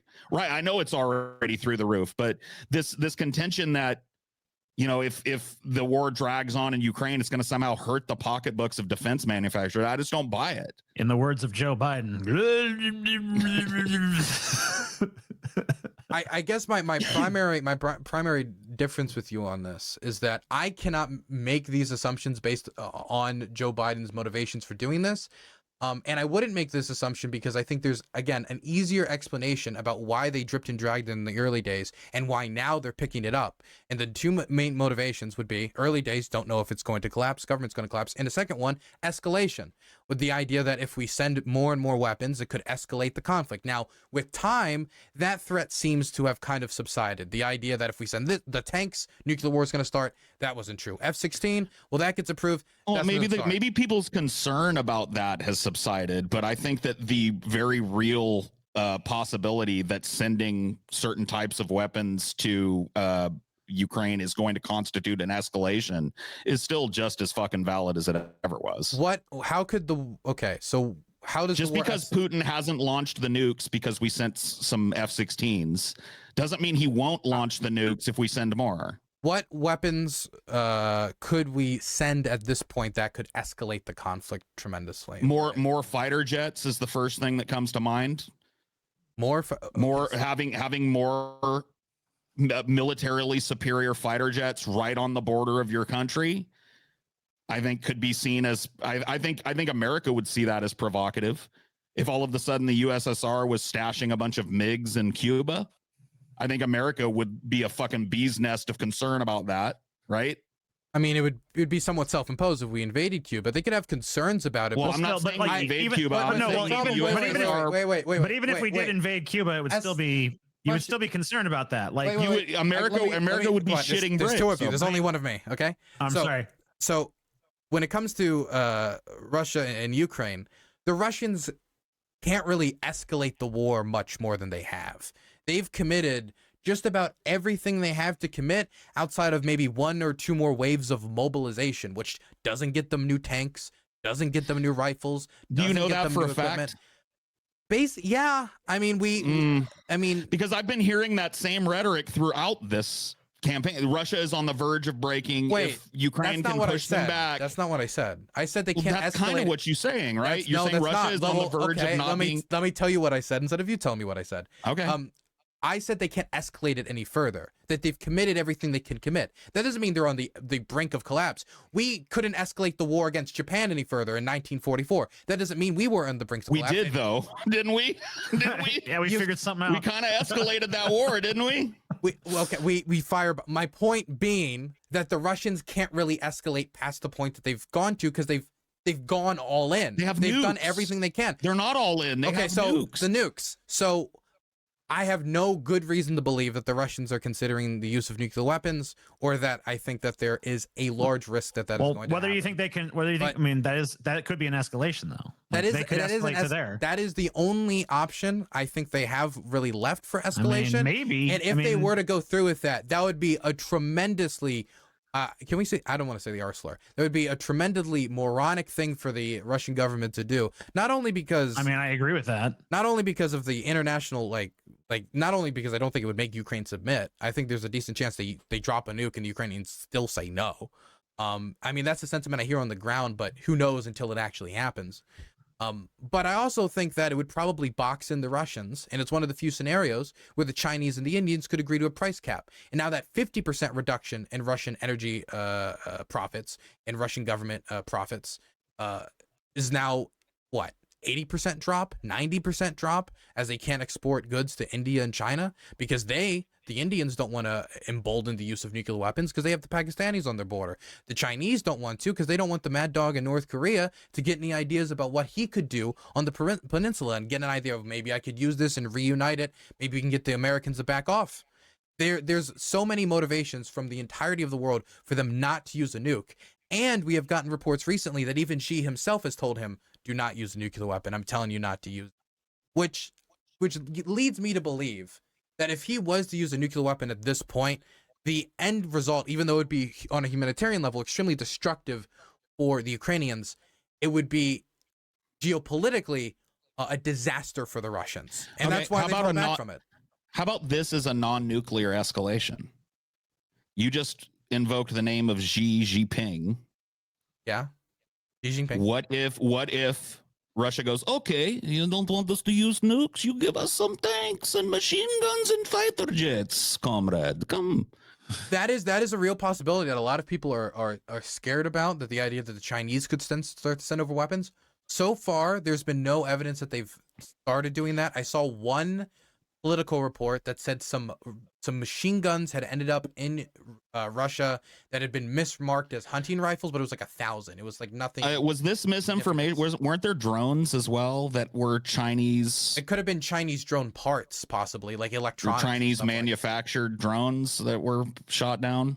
I think I seem to remember several news stories about that. It could have been like one of those dinky kind of like drones that drop grenades, because a lot of people like those, you can buy those for like $2,000, or it would have been, I think, drone parts. I doubt that they gave them military grade. So they give drones. them tank parts. They give them machine gun parts. Well, they give them. I do think there's a significant difference between the electronic innards of like a commercial drone and tank parts. There's no pacifist use of tank parts. You do concede that China, if it were inclined to help Russia, could very easily do so and refresh Russia's military hardware pretty easily and pretty substantially, right? I don't know how much it could refresh Russia's military hardware, because they have their own hardware systems, which are different than the Russians and people. Well, I mean, they're going to start using Chinese ones if they have to, just like Ukrainians are using American ones. At the very least, they could be helpful for the Russians in Ukraine. They could help supply them. That's absolutely true. That's a non-nuclear escalation then. Yeah, but Putin doesn't have control of China. The Chinese are not like Russian puppets. But we don't know how much of an overture Putin's even made at this point. Like, Putin makes them a sweetheart enough deal, they might fucking do it. Especially if he gets desperate, right? I guess so. It depends on what type of deal they could propose. I mean, I don't know. Maybe starts offering them land or something. I don't know what kind of deal they would propose that would make the Chinese think, okay, if we lose access to Western markets, that's okay. I'm willing to give you tank parts in exchange for possibly losing access to billions upon billions upon billions of more market share than is currently available in Russia. I don't know if America would be really willing to cut off the China tit either. The Californian economy is larger than the Russian economy. And we're not just talking about the Californian economy. We're talking about the American economy, basically the majority of the European economy. And you're comparing that to Russia. As much as the Chinese would very much like to have a productive relationship with Russia and likes that Russia challenges the United States on the global stage, they don't want to lose access to these markets. In fact, Xi Jinping has been making a huge stink about recently how he has gotten the Russians to commit to not using a nuke, and he's trying to use that in Europe to be like, hey, look at me, I'm great, please keep good relations with me, as America's trying to court the Europeans to, be against the Chinese in the Pacific and supporting of Taiwan. So the Chinese have so much outside of the purview of just the Russians that I don't think it's at all a guarantee that even if Putin was to make the best offer he could to the Chinese, that they would take it. They have other markets and other countries that they worry about that it would spoil the relationship with.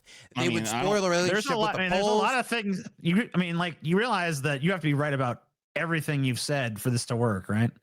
I have to be right about the Chinese having interests outside of Russia. I think I'm right about that. You have to be right about the Chinese. You have to be right about the Chinese. You have to be right about every single fucking variable in that equation. You have to be right about the Chinese making across all of these equations and all of these political calculations you're making. It just seems like that's not you true. think you know everything that's going to happen. I don't think that's not. I think you're like, wait. I really like okay, you've got it all figured out. That's not the case. That's what it feels like. If I ask somebody, from where I'm sitting, it feels like I'm willing to admit I have a huge degree of uncertainty about all these things, but you're so fucking sure about every single thing you say. Well, I am. And if you're wrong about even one, it all falls apart. I have researched this thing a tiny bit. That's fine. I'm not saying you haven't researched. Obviously, you know a lot. I'm not challenging your knowledge. I'm not saying I know for sure your infallibility. I'm not saying this is God? I never said it was infallible. I don't know what I think you're just straw manning me, TJ. I'm not trying to straw man you. I think you are a little bit. I never said I was infallible. I never said that these are the things that are destined to happen. I'm talking about the real strategic interest that the Chinese have outside of the Russians. Yeah, I think there's too much strategizing going on, is what I'm saying.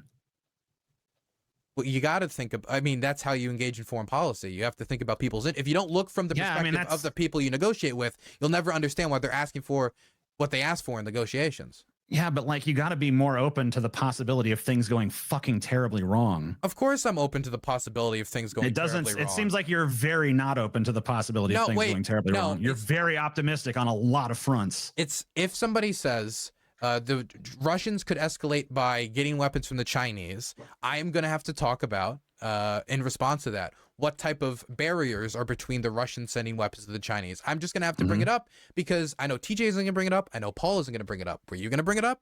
Someone had to bring it up. All right, sure. I mean, I wasn't.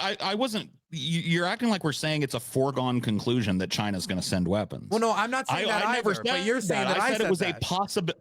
I said it was a possibility. It is a possibility. For I didn't say Russia it was not a possibility. I just don't think it's a particularly likely possibility, as the Chinese are bragging about it right now that they're not doing it in order to try to get a better relationship with the Europeans. Because they would never lie in order to foster a better relation. I'm not saying. Well, of course they could lie and they could smuggle it, but that's risky, isn't it? That's a risky move to smuggle weapons into Russia. I mean, that calculus as the war drags on, you know, how do you know? No, I did not. Wait, I did not say I was going to start World War III. I said I was going to fucking draw a line in the sand that if Russia crosses it, it would be World War III. That's because they wouldn't cross that line. We don't know. Russia is really no one in a million years is going to fucking promulgate World War III. That's to no one's benefit. So basically, anyone who draws that line, which, you know, obviously Russia has used that to its advantage on plenty of fucking occasions. There is a line that Russia has said, if you cross this line, it's nuclear war. So why didn't America do the same? If we really cared so much about this fucking Ukraine shit, we could have locked it down like that. Russia, Ukraine's in NATO now. You can't have it. Fuck you. We did it. You fucking step one foot in here. It's war, bitch. America's still dithering on that. Right. Why? Well, okay, so that would have meant American troops on the ground in Ukraine day one fighting Russian troops, right? Mm-hmm. I don't think most Americans would have supported another foreign intervention in that way. In fact, the polling data that is currently represented shows the majority of Americans don't support it. When has that ever mattered to our fucking government? That did matter. Wait, that did matter. Wait, okay. Number one, that's part of the reason why LBJ resigned in 1968. His government, I almost called it his... A lot of things have changed since 1968. Wait. Due to the anti-war movement. Let me finish a point before somebody jumps on my Sometimes dick. it gets like that here. I'm sorry. It's okay. It's not just you. It's just how it is. But it's not just LBJ. Trump, in part, got elected on an anti-war agenda when he was, remember him on the Republican debate stage, railing Jeb Bush about his father's war, not his father's war, his brother's war. They're brothers, right? Brothers, yeah. Yeah, and I remember him holding up an LGBT flag and saying that he was for them too. You know, like he made promises. But sure. we also withdrew from Afghanistan, and Biden was somebody who's been wanting to withdraw from Afghanistan since I think like 2012 during the Obama administration. He was yelling at staffers saying that the war was fucking like stupid and we should leave. Yeah, it's unsellable. And so Biden is somebody who I think is somewhat more particularly attuned, definitely more than like Hillary Clinton and Barack Obama, to the interest of the average person not wanting to send their kids overseas and die in a war. I don't know if that came from that's just from the rhetoric I've heard from him. I don't know if that came from his own son's personal service and the idea or if it came from something else. I don't know. But I do know that Biden, from the start of the war, made a heavy commitment not to put troops on the ground because he knew how unpopular it would be. And if we do something that unbelievably unpopular in supporting Ukraine, there's a good chance that if another presidency gets elected and it's somebody like Donald Trump, they're probably just going to abandon Ukraine. And so it was better to find a way we could support Ukraine while not putting any American soldiers at risk, which most Americans seem to be happy with. And I think it was the wise decision. I think it was the smart decision. I also don't think I'm not as confident in you that if we were just to say we'll nuke you if you touch Ukraine at all, that they would listen. Would they also withdraw from Crimea? Would they withdraw from the rest of the Donetsk and Luhansk? I don't know. I mean, I think once the conflict is on, it's kind of too late to do that. I think that has to be something you do. Has to be a card that you play before the invasion. Right. That has to be like. It's just basically like we're gonna disincentivize you from doing this with such so strongly that you're gonna do the calculus and be like it's not worth it. It's the difference between you're not getting any more territory to now you're losing territory and we're making inroads. Here's a good question: how do you make them believe you? And that's the credibility on these types of claims that you'd be willing to end the world over Ukraine. That type of credibility is important if you're gonna get the Russians. Well, no, I mean, it's like. Because the way you do that is like you just say like, look, I'm not the one that's willing to end the world. I'm drawing a line and saying you're going to be the one to make the choice to end the world, Russia. But are you willing to end the world to get this territory? If you said that no one is willing to end the world over, nobody wants to end the world, it's against everyone's interests. Couldn't they? Would you roll if you were Russia? Would you roll those dice? If you were, well, I wouldn't. I actually don't know. But if I was Vladimir Putin and we had your same thinking in mind, like, Nobody's going to use nukes because nukes, is not in anyone's interest. He could make the determination they're bluffing. It's not in their interest to use the nukes and end the war over Ukraine. Well, how many times have we been scared off of things that would have been in our interest to avoid a Russia, counter nuclear attack? That's why Crimea is in Russian hands right now. Right. So I mean, there's been plenty of times where that exact strategy has worked for Russia, and that's why I think they'd understand it. So I think the problem would be it would be such a stark change in American policy towards Ukraine so quickly. It would be very hard to make it seem very believable. Well, I'm not even saying we should have done it. I'm just saying if we really are serious about this Ukraine shit, we should have done it. I think that ignores what I suspect, and I think Dylan disagrees with this. In fact, I know he does. What I suspect is the actual motivation behind our support of Ukraine at the highest governmental positions. I don't think it has anything to do with protecting the people of Ukraine. I think it has everything to do with profiting on yet another military excursion. And I don't, that's, to me, that's not a good enough reason to escalate a war. I think a lot of people look at wars in a very one-dimensional way, as in, this is the reason the war started. Here is the singular reason. I don't know, that's not what I doubt you're saying this is the singular reason. Or this is the reason that Sweden says this has this government position. Or this is the reason that this government has this. These wars are especially unbelievably complicated when it comes to motivation and conflicting interests. And I can believe 100% that there are people in the United States Congress right now that support Ukraine because they have a lot of Ukrainian residents in their community and they want to support Ukraine because they have, a very large voter base who cares about that. Or that they personally are sympathetic to the Ukrainian struggle for independence, so they are going to vote for any defense shipments over to them to support Ukraine. Or there could be people who support it purely because they want to undermine the Russians because they view them as a strategic rival. There's unless the majority whip of their party tells them what their priorities are going to be. They might have farther down the trough, they might have that concern. Oh, this is what my constituents want. But time has shown, history has shown time and again, Dylan, and you know this, that there are pressures that can be applied on politicians to get them to reverse course. And it's my argument that that's happening way more than you give it credit for. I do think it's not that I give it credit way more than I'm saying that these pressures exist, but there's also other things involved as well. Genuine positive motivations to be supporting Ukraine. But putting that aside for a moment, because I just wanted to add that level of complexity that there are people who genuinely care about these things, and there's other security I don't reasons. deny it. But I also want to put forward that even if it is somewhat selfish, many countries engage in self-interest on the world stage. In fact, many people would say that's only how nations engage on the world stage is through self-interest. It depends on how much. That's the Kissinger quote, right? So it wasn't just Kissinger, but I maybe what was the Kissinger quote? It was America doesn't have friends, we only have interests. God, that is a Kissinger quote. What a piece yes. of shit. But yes, it is. But it's basically what you just said. If so, that's, there's shades of Kissinger in you right now. Well, I think everyone has to believe that to an extent. All nations advocate on themselves. Like all voters. That's why. Ultimately, we don't really. But if we're not in the whole nation thing super much here. But yeah.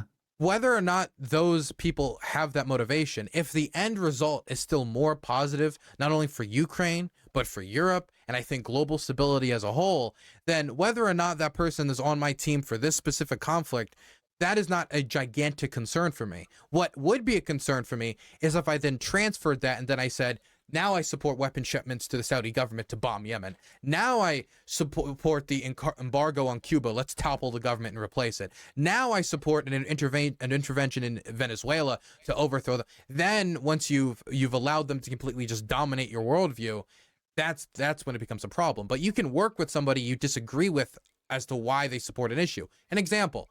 I probably have different reasons for wanting to end the drug war than, say, some Republican libertarian type. Maybe their reason is I just want to lower taxes and we're wasting too much money on this. I don't really even care about the druggies, right?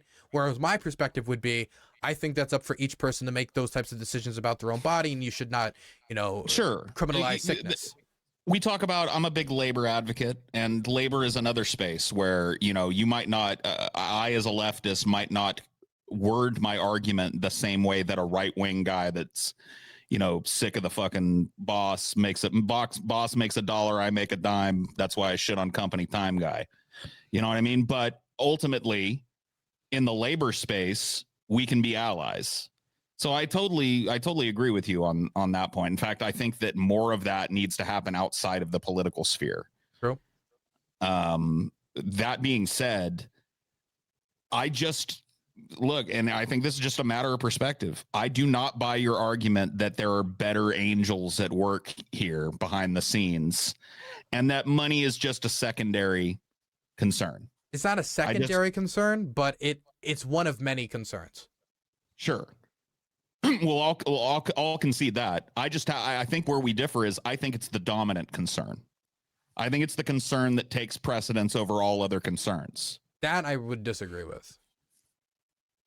I don't know how. I would say probably primarily it's security concerns. NATO, very much security. I'm sorry to interrupt you, but security. I know it's a buzzword. I can explain the specific security concern. Okay. Yeah. So if you're a European nation state like Estonia, Latvia, Lithuania, or Poland, right, and you saw what the Russians were demanding before this invasion, they were asking for the nuclear umbrella to no longer cover much of Eastern Europe. They were asking such huge demands that everyone knew they were never going to get, that many people considered it a non-starter. But I don't think it was only a non-starter. I think there's a chance that maybe even if those things were offered, the Russians may have delayed the war. I think it only would have been a delay. I don't think they would have called it off, maybe delay it another year, make more demands. This is how strong men operate, right? You get what you want for a little bit, then you come back and do the same tactic, right? The mafia doesn't go away once you've paid them. Now that you know you're going to pay them, they're going to come back. I think for Estonia, Latvia, Lithuania, Poland, and many nation states in Europe, the security concerns are a lot more present than many of us Americans appreciate. And knowing that a lot of American prosperity has been built upon the transatlantic alliance, was built upon the rebuilding of much of Germany, rebuilding much of Europe, to have a good economic relationship with these people, it is both in the interest of the United States and the interest of these European powers to not only promote stability in Europe, with this being the largest invasion in European history since World War II, but also to stop the encroachment of the Russians in conquering territory in this way. Right. And that's why NATO expanded in the way it did to include these nation states. And it is. What do you think is at the heart of that concern in stopping Russian expansion? What does Russian expansion represent to capital? What does Russian expansion? I guess it represents a different type of. I mean, it's a different type of. It represents a slipping grip on capital. A slipping grip on capital. It represents the capital concerns being handed over to another geopolitical opponent of ours. So that support, and I don't know how you could argue for that or against that. I do think that if Russians were to annex Ukraine, we would have no access to their resources. Probably we would have no access to a ton of stuff there that would be beneficial for like many Western countries to have. But on top of that economic concerns, which by the way, if the Ukrainians want to sell us resources, or the Ukrainians want to engage in this economic relationship with the West, I think that's their choice. And from what we saw in 2014 with the protests during Euromaidan, in reaction to Yanukovych backing down on entering an association agreement with the EU, and all the polling that I've seen since, the vast majority of Ukrainians want to enter NATO, the vast majority of Ukrainians want to enter the EU, and so on top of the security concerns and the economic concerns, they want to access the European economic system because it's more prosperous than the Russian economic system. They want that access to stronger labor markets. They want to see the increases in their own labor standards. They want access to visa-free travel in Europe so you go overseas and work. So it's not only about American and European labor interests in slipping capital. It's also about Ukrainian interests in economics, which is with the European Union, is with these quote-unquote Western countries. I hate the Western countries, but yeah. If the Ukrainians are successful in pushing back the Russian invasion, their economic, their newfound economic freedom will forever be tied to the United States. and it's economic expansion and it's economic benefit. They're not going to really have much of a choice at that point because, like, they already don't. We've done so much in terms of like providing aid and support and stuff. Deals have been already brokered for like, hey, once this is all said and done, we're going to get this deal and we're going to have these companies come here and do these things and, so on and so forth. The Ukrainian government very much is trying very hard to convince Europe companies throughout the world to come to Ukraine and help them rebuild. Right. And I'm sure that plenty of those companies going to be in the trillions. I'm sure plenty of those companies have already fucking gleefully, salivated and signed on for that. So I actually, not really. The difficult thing is if you're maybe not openly yet, but like, it's a lot of it's probably like provisionally like, hey, assuming this, that, and the other thing happens, we got this contract. Some of it's assuming. I would say that's probably closer to reality because a lot of these companies don't want to invest in Ukraine because it's a risk. Like Ukraine is a country at war. Ukraine, while it has. Well, wait a minute. You're the one saying that you're the one that's arguing for intervention. So you think that America and Russia should decide the fate of Ukraine. Well, so that doesn't make sense. What? Oh, I'm sorry. I was responding to Danny Smith's comment. I didn't mean to interrupt you. Go ahead. No worries. Fuck. What was I gonna say? Oh shit. I'm sorry. I'm so disruptive. Again, it's okay. It's okay. Yeah, I lost it. But yeah, I'm a real wrecking ball for trains. But it is that is true that right now Ukraine doesn't have an option to be like, we're gonna go our own way. It really is in a position where it has to choose, and they've made a choice. And if they've made that choice, I think that's the shitty. I think it's a shitty choice for Ukraine. I mean, like, look, I get it, lesser two evils, blah blah blah. But really, at the end of the day, it's like Mother Russia's like, hey, Ukraine, you suck my dick, and Russia, America's like, hey, you don't have to suck that big nasty Russian dick. You can suck my all red, white, and blue American dick, but I'll romance you first. I'll buy you. It's not really a choice. Yeah. So arguing that they have the right to make their choice within those constraints is kind of. I mean, like it's a shitty. It's pretty much a catch-22. I guess there's one side of the 22 that's a little worse than the other, maybe depending on how you look at it. A little worse. Okay, I'm gonna be blunt. This I think we're downplaying the difference here. You're downplaying the fucking how bad America really can be. No, I think this is just a lack of experience on your half. Earlier it was the age thing. I think it's a lack of experience with how brutal the Russian occupation is here in comparison to look. I don't know what you think the American companies are going to do here. We're not going to go into your home, take your child, kidnap them, bring them back to America and say, you can't talk to them. They're Americans now. Yeah, they're not going to do that specific thing. They're not only going to do that. They might do some other things, though. Are they going to fill up mass graves? Are they going to engage in large-scale, flooding? Yeah, maybe ecocide? I don't know. Maybe slow. I mean, well, that's war crime shit. We're talking about how they're going to govern, not how they're going to act at war. So we're talking about what Russia's going to do if it controls Ukraine. We're not talking about what Russia is doing right now when they're at war with Ukraine. Also, much of, and this is actually a criticism of Ukrainians, not of Ukrainians, but of the Ukrainian government. Much of, I think, the neoliberal reforms that are probably going to happen once this war is over is also because Zelensky himself is like a neoliberal. Explain why then. He's a very centrist-y, very neoliberal type guy. I think one of the things he wants, it's like almost like Reagan shit. It's like for every single regulation we put into place, we have to take 2 regulations off the book. This is the type of stuff that Zelensky's party wants to reform Ukraine into. That is the Ukrainians voting for Zelensky, choosing him to take that economic path, right? America bad, we get it. I don't think you do. That's very different, I think. I don't think that's on the ballot. Then a foreign army.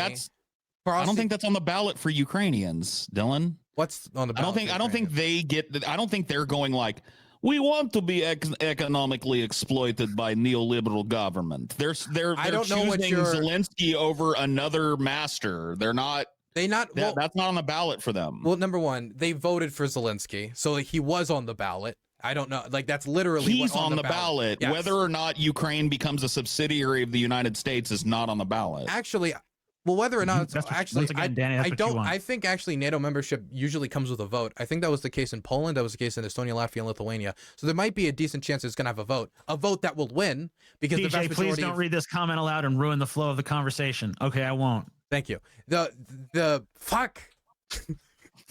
He did it again. And I did it. That time it was on purpose. Sorry. You're such a gremlin, TJ. I know. You got to fucking throw a little sand in his eye every now and then, you know? Fuck, what was it saying? I don't know. Bunch of goddamn gibberish. No, probably something erudite and intelligent and articulate. We were talking gone. about how Zelensky was on the ballot, not American hegemony. So you probably didn't call the currency of Russia rupees or anything. If you look at the polling data, we're talking like 80 to 85% supporting NATO membership. We're talking like 60 to 70 to 80 to 90% supporting EU membership. The Ukrainian people, if you ask them, they've made their decision. Now, you could make the argument that, well, maybe if there was another scenario where they could be a neutral country with their own independent economic relationships, then they would make that choice. But the world is a tough fucking place, and you live in a tough fucking place where one of your neighbors are actively engaged in a war of annihilation against you, and the other one's like, fine, you can join the club after you beat them. It's already a rough deal. We can do. It's a rough deal, but that's one of two options that they have, and they're going with the option that allows them to have more sovereignty over their country, that their families are not being dumped in mass graves, and their children aren't being kidnapped to be Russified with their culture erased. And I think that's honestly a rational choice for them to be picking. I mean, yeah, I guess within that paradigm, I mean, like if you're fucking got like, hey, I'm gonna beat you to death with a fucking tire iron. It's like, hey, I'm gonna slowly bleed you to death by 1,000 cuts. It's like, I guess what? Actually, let me ask you. I guess I'll take that death over that one. I don't know. Yeah, what's gonna do you think that once this war is over and everything is said and done, that the living standard in Ukraine is going to, from pre-war, from 2013, let's say Yanukovych, from before the first Russian invasion, I can already tell just by the setup of this question that you're about to ask me something that's above my pay grade. So because I don't know what the fucking condition in Ukraine was like, because I didn't give a shit about Ukraine, you know, before this war happened. I didn't know anything about it, so I don't know. I think there's a really good chance that once this war is over, the living standard in Ukraine could rapidly skyrocket with access to Western markets, membership in the European Union, and also the protection of NATO, meaning that Western investors are like, oh, they have the protection of NATO. Our investments are safe. They're not going to be blown up by a Russian military jet. There's parts of our own country that have direct access to Western markets because they're right here in America. There's people who like basically live in like abject third world fucking poverty in this country. And, you know, I don't know. It just doesn't seem like the system that we set up in America doesn't really seem to be to the benefit of the people. I don't see why we would set up a system there that would be to the benefit of the people. I mean, the living standard in the United States is much higher than the living standard in Ukraine. I think that the way that we govern labor... I don't know. I'd have to take your word for it. But I know there's a lot of people in this country that live in conditions of absolute squalor. And I've seen how, I mean, from what I could tell of how Ukrainians are living, looking at their cities and looking at the domiciles I've seen in news footage and stuff, like it seems like their lifestyle is already like somewhat comparable to Americans. No. No? No. I mean, so what, like, tell me about the average Ukrainian, like, you know, living space. Like, what do they not have that Americans have? Like, how they live in over there? Like, not necessarily during the war, but like pre-war. Pre-war? Yeah, like immediately before the war. How's the average Ukrainian? What's the average Ukrainian's lifestyle? I've seen footage of pre-war Kiev, and you know, it looks better than a lot of American cities I've seen. Of course, right? Well, of course, but you're seeing videos specifically meant to highlight the best parts of Ukraine that were ruined by the Russian invasion, right? Sure, but if you took the best parts of Bastrop, Louisiana, and put it up against the best parts of Kiev, Ukraine, well, yeah, you're taking the economic capital of the nation and comparing it to like the most backwater of American backwaters. My statement about Ukraine being able to possibly prosper economically after this war isn't a statement that all poverty will go away. Well, I just want to know. I just want to know how they're living like now. Because I have no idea. Like right now or before the war? Before the war. Before the war, there was big issues with corruption. Corruption was a gigantic issue. Well, I mean, I want to know, like, specifically, like, on a fundamental, like, level of just, like, their house, the things they have. What do we got that they ain't got? Yeah, like, what is the difference of the average American versus average Ukrainian lifestyle? I know I kind of have an idea what the average, I guess, is in America. Okay. I mean, I guess that depends radically on where you're from and stuff, but like, I don't know, like what, like Ukrainian, they have television, they have internet. Well, it's going to be a lot harder. Reliable fucking power grid. Like, what do they got? What do they not have? Well, they do have internet. They do have internet. They do have like refrigeration. They have like the most basic of like, they're not like living in huts, right? Let me be there. They aren't. Right. Obviously, they're not living in fucking. They're not huts living in huts. But when it comes to things like starting a business, the access to capital, the amount of red hoops you got to jump through due to local corruption, the amount of problems you're going to have with organized crime if you're doing it in somewhere like Odessa, which is really big in the Odessan mafia, problems with, I think, just quality of medical care, which has improved actually, I think, over the last few years. Problems with access to medical care, worker protections, like across the board. A lot of that sounds a lot like fucking a lot of parts of America I've been to be honest with you. But yeah, most Americans don't have access to the capital needed to start a small business. Most Americans have to deal with things like organized crime. You know, there's a huge segment of the population that you could apply everything you just said directly to. I don't know how. Okay, if you want, we can pull up and I can like talk about life expectancy compared to like, you know, the average income of the Ukrainians, but the living standard in Ukraine right now is less not the gun best. deaths in Ukraine. Yeah, that's probably true.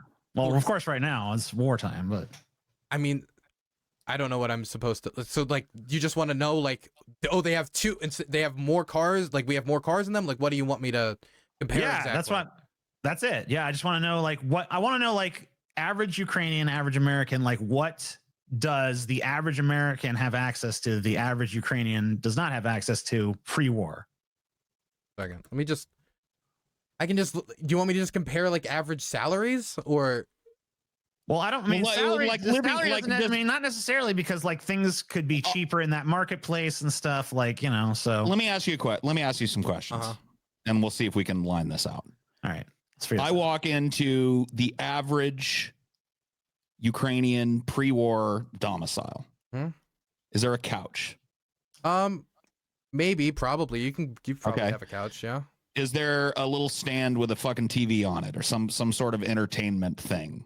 Probably. It might not be like a flat screen, might be one of those retro types, but yeah. So far we're on par. I'm a Ukrainian diabetic. Can I get insulin? Probably. Okay. So far on par. I'm a Ukrainian cancer patient. Can I get treatment? I mean, it depends on your income level. Doesn't Ukraine have one of the best, because of like its history with nuclear fallout and shit? Don't they have a pretty good cancer infrastructure there? They have a decent cancer infrastructure, but if you're talking like long-term cancer treatment, it's still going to be pretty expensive. Sure. Same thing in America. I'm trying to think. Do they have a vehicle? Do they have a vehicle? Do they need, well, first let me ask, do they need a vehicle, or is public transit better laid out there? It depends where you are. If you're like in a major city, public transit's going to be pretty good. You can use the trains and stuff like that.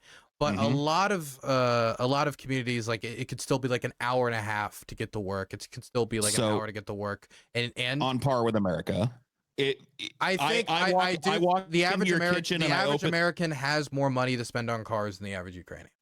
Sure. So is the main difference just like the things they have tend to be a little bit older, a little bit more worn down? A lot of times, yeah. They don't have access to maybe quite as much money as maybe some Americans do. I mean, I guess we should just, I mean, like statistically speaking, like what is the difference of in average, you know, income? I think the main differences would probably be besides income, probably I think educational opportunities is probably going to be a big difference.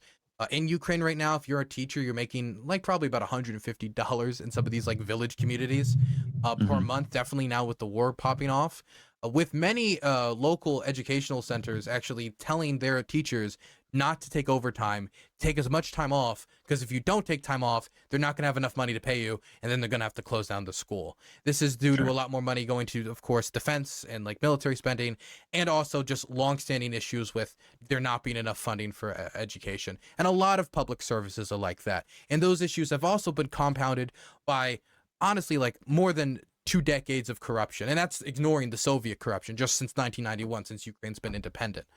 That's on top of like a lower, probably median salary than we're gonna have in the United States.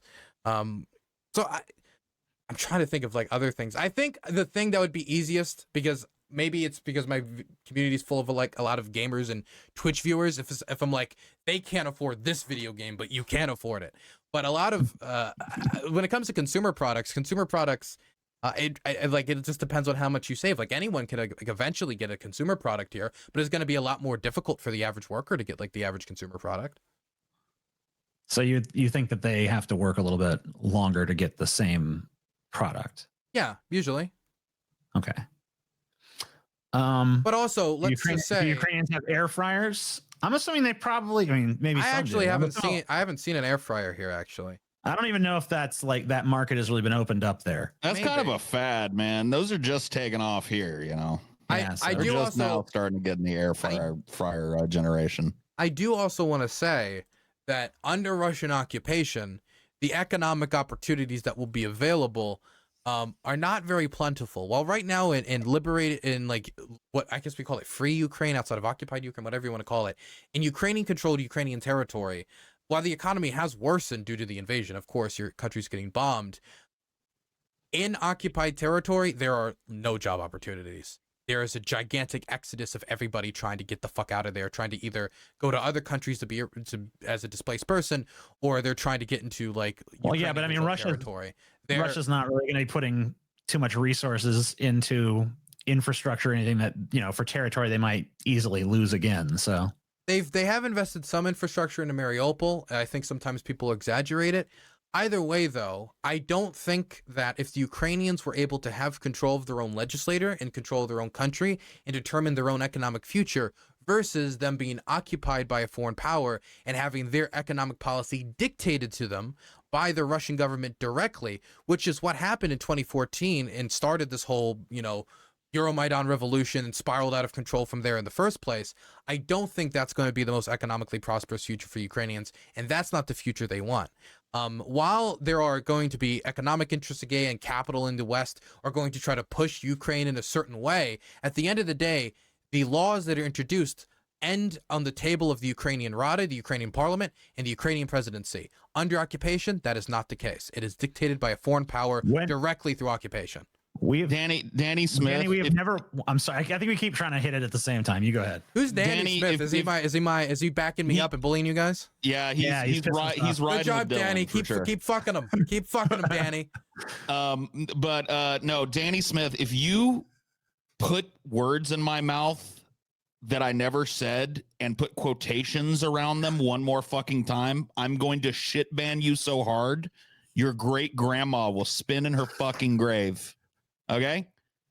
You can argue against me all you want. There's plenty of people doing it, but my eye keeps getting drawn to you because I keep seeing things attributed to me that I never fucking said. So do it. You're on notice now, bitch. One more fucking time, and I'm going to dumpster your fucking ass. Danny, how about that? Send me your PayPal. I'll pay you $20 to do it.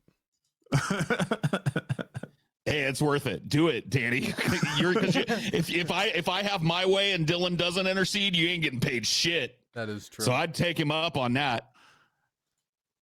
Fuzzle Buzzle is the biggest blanking plank I have ever seen in a chat. Get this man some oxygen. He's been deprived of it his entire life. I don't even know who you spent $5 just to fucking shout out someone else and then shout down someone else in the chat. I mean, it's admirable. I mean, that's fucking whatever, man. Hey, thanks for the $5, bro. Am I? So maybe I'm wrong. Maybe you feel this is an unfair characterization of you, but I feel like that one of the main differences between your position and my position and TJ's position is you are far more optimistic about America and its influence in foreign countries than we are. Would you think that's an unfair thing to say? I am more optimistic in the way that I think that it isn't impossible for us to do good on the world stage. Okay. Well, that answers my question then. That answers my question. I would argue that the world is littered with former projects of the United States that ain't doing too well on the world stage. But this you know, hey, maybe this time though, this gets me passionate though, because people try to paint Ukraine as if it's like an American project, but every single time we have been trying to get the Ukrainians to compromise on their own freedom, and they have said no. During Euromaidan, we wanted them to accept the deal that the Russian-backed president, Viktor Yanukovych, offered them, while he was also trying to ban protesting, literally make it illegal for more than 3 people to gather, as his literal armed thugs, Tatushky, I don't know if you knew this, but the government, the Russian-backed government of Yanukovych, hired actual gangsters, like MS-13-style gangsters, to go out there and corral the protesters. And during that protest movement, we were like happy to see like Yanukovych challenged, but we just wanted them to accept a deal because we didn't want anything to get too chaotic. We didn't know if they could get more than that, and we were like, we want them just to take the deal. They didn't take the deal. They kept going, which eventually led to Yanukovych fleeing the country. That was the Euromaidan was a Ukrainian project, and Ukrainians are defending Ukrainian democracy and Ukrainian freedom. We are assisting them in defending a Ukrainian project. Dylan, I want to ask you this. When you look at this entire situation there, and you predict what you think will happen, not necessarily what you want to happen, but I try to not make many predictions. Actually, I try very hard not to make predictions, but I'll make one if you want me to. Fair enough. But I'm still kind of curious, so I'll take it with that grain of salt. But what do you think? What do you expect to happen here? Like, what do you think the ultimate outcome? I mean, I guess there's no ultimate outcome because, you know, it's going to continue on and on. But like, where do you see this sort of like chapter of this Russian invasion of Ukraine? Where do you see that ending? It's really hard to say because so many elements of this war can change at the drop of a hat. Sure. I think a lot of it depends on how much the United States stays in Ukraine's corner. If we send things like ATACMS, if we continue to send a steady flow, and if the Biden administration is serious about what it meant when it talked about the cluster munitions, that this is a transitionary period until we up production enough to sustain the Ukrainians, then that sounds like the American government's in it for the long haul.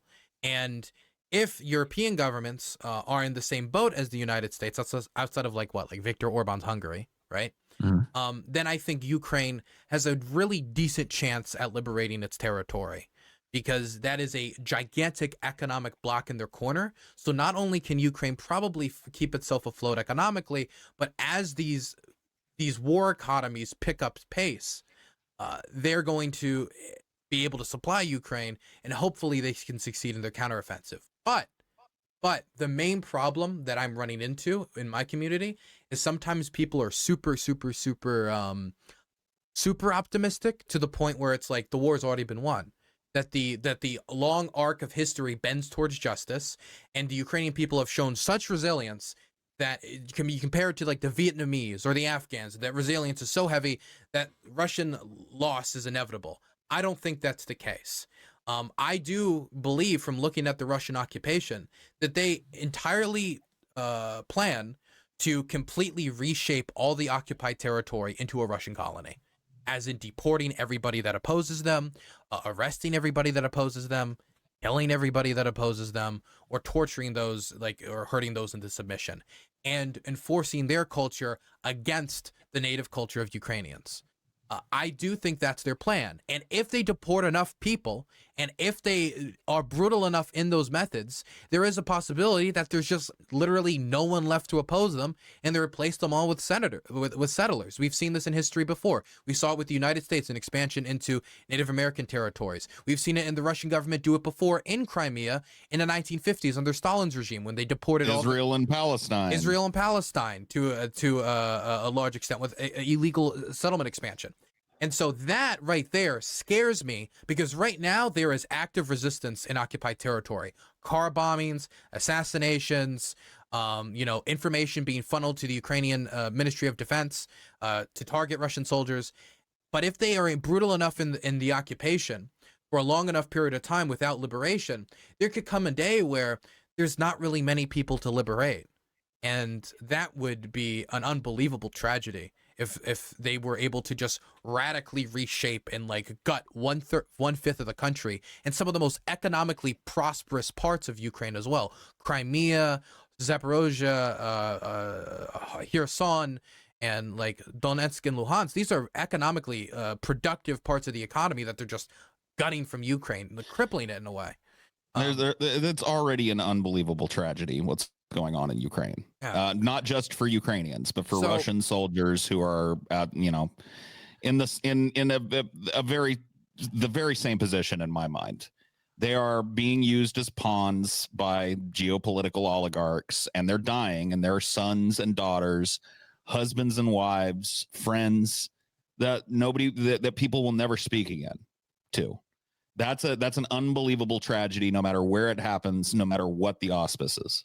I don't know how much I would agree with the idea that they're both pawns of the same. I do think what cause you're fighting for is important, but I will agree that every death is a tragedy, and a lot of these people are being sent. They're not like members of volunteer battalions. They're people who have been drafted and sent off to die with no plan of doing that themselves if they weren't forced to.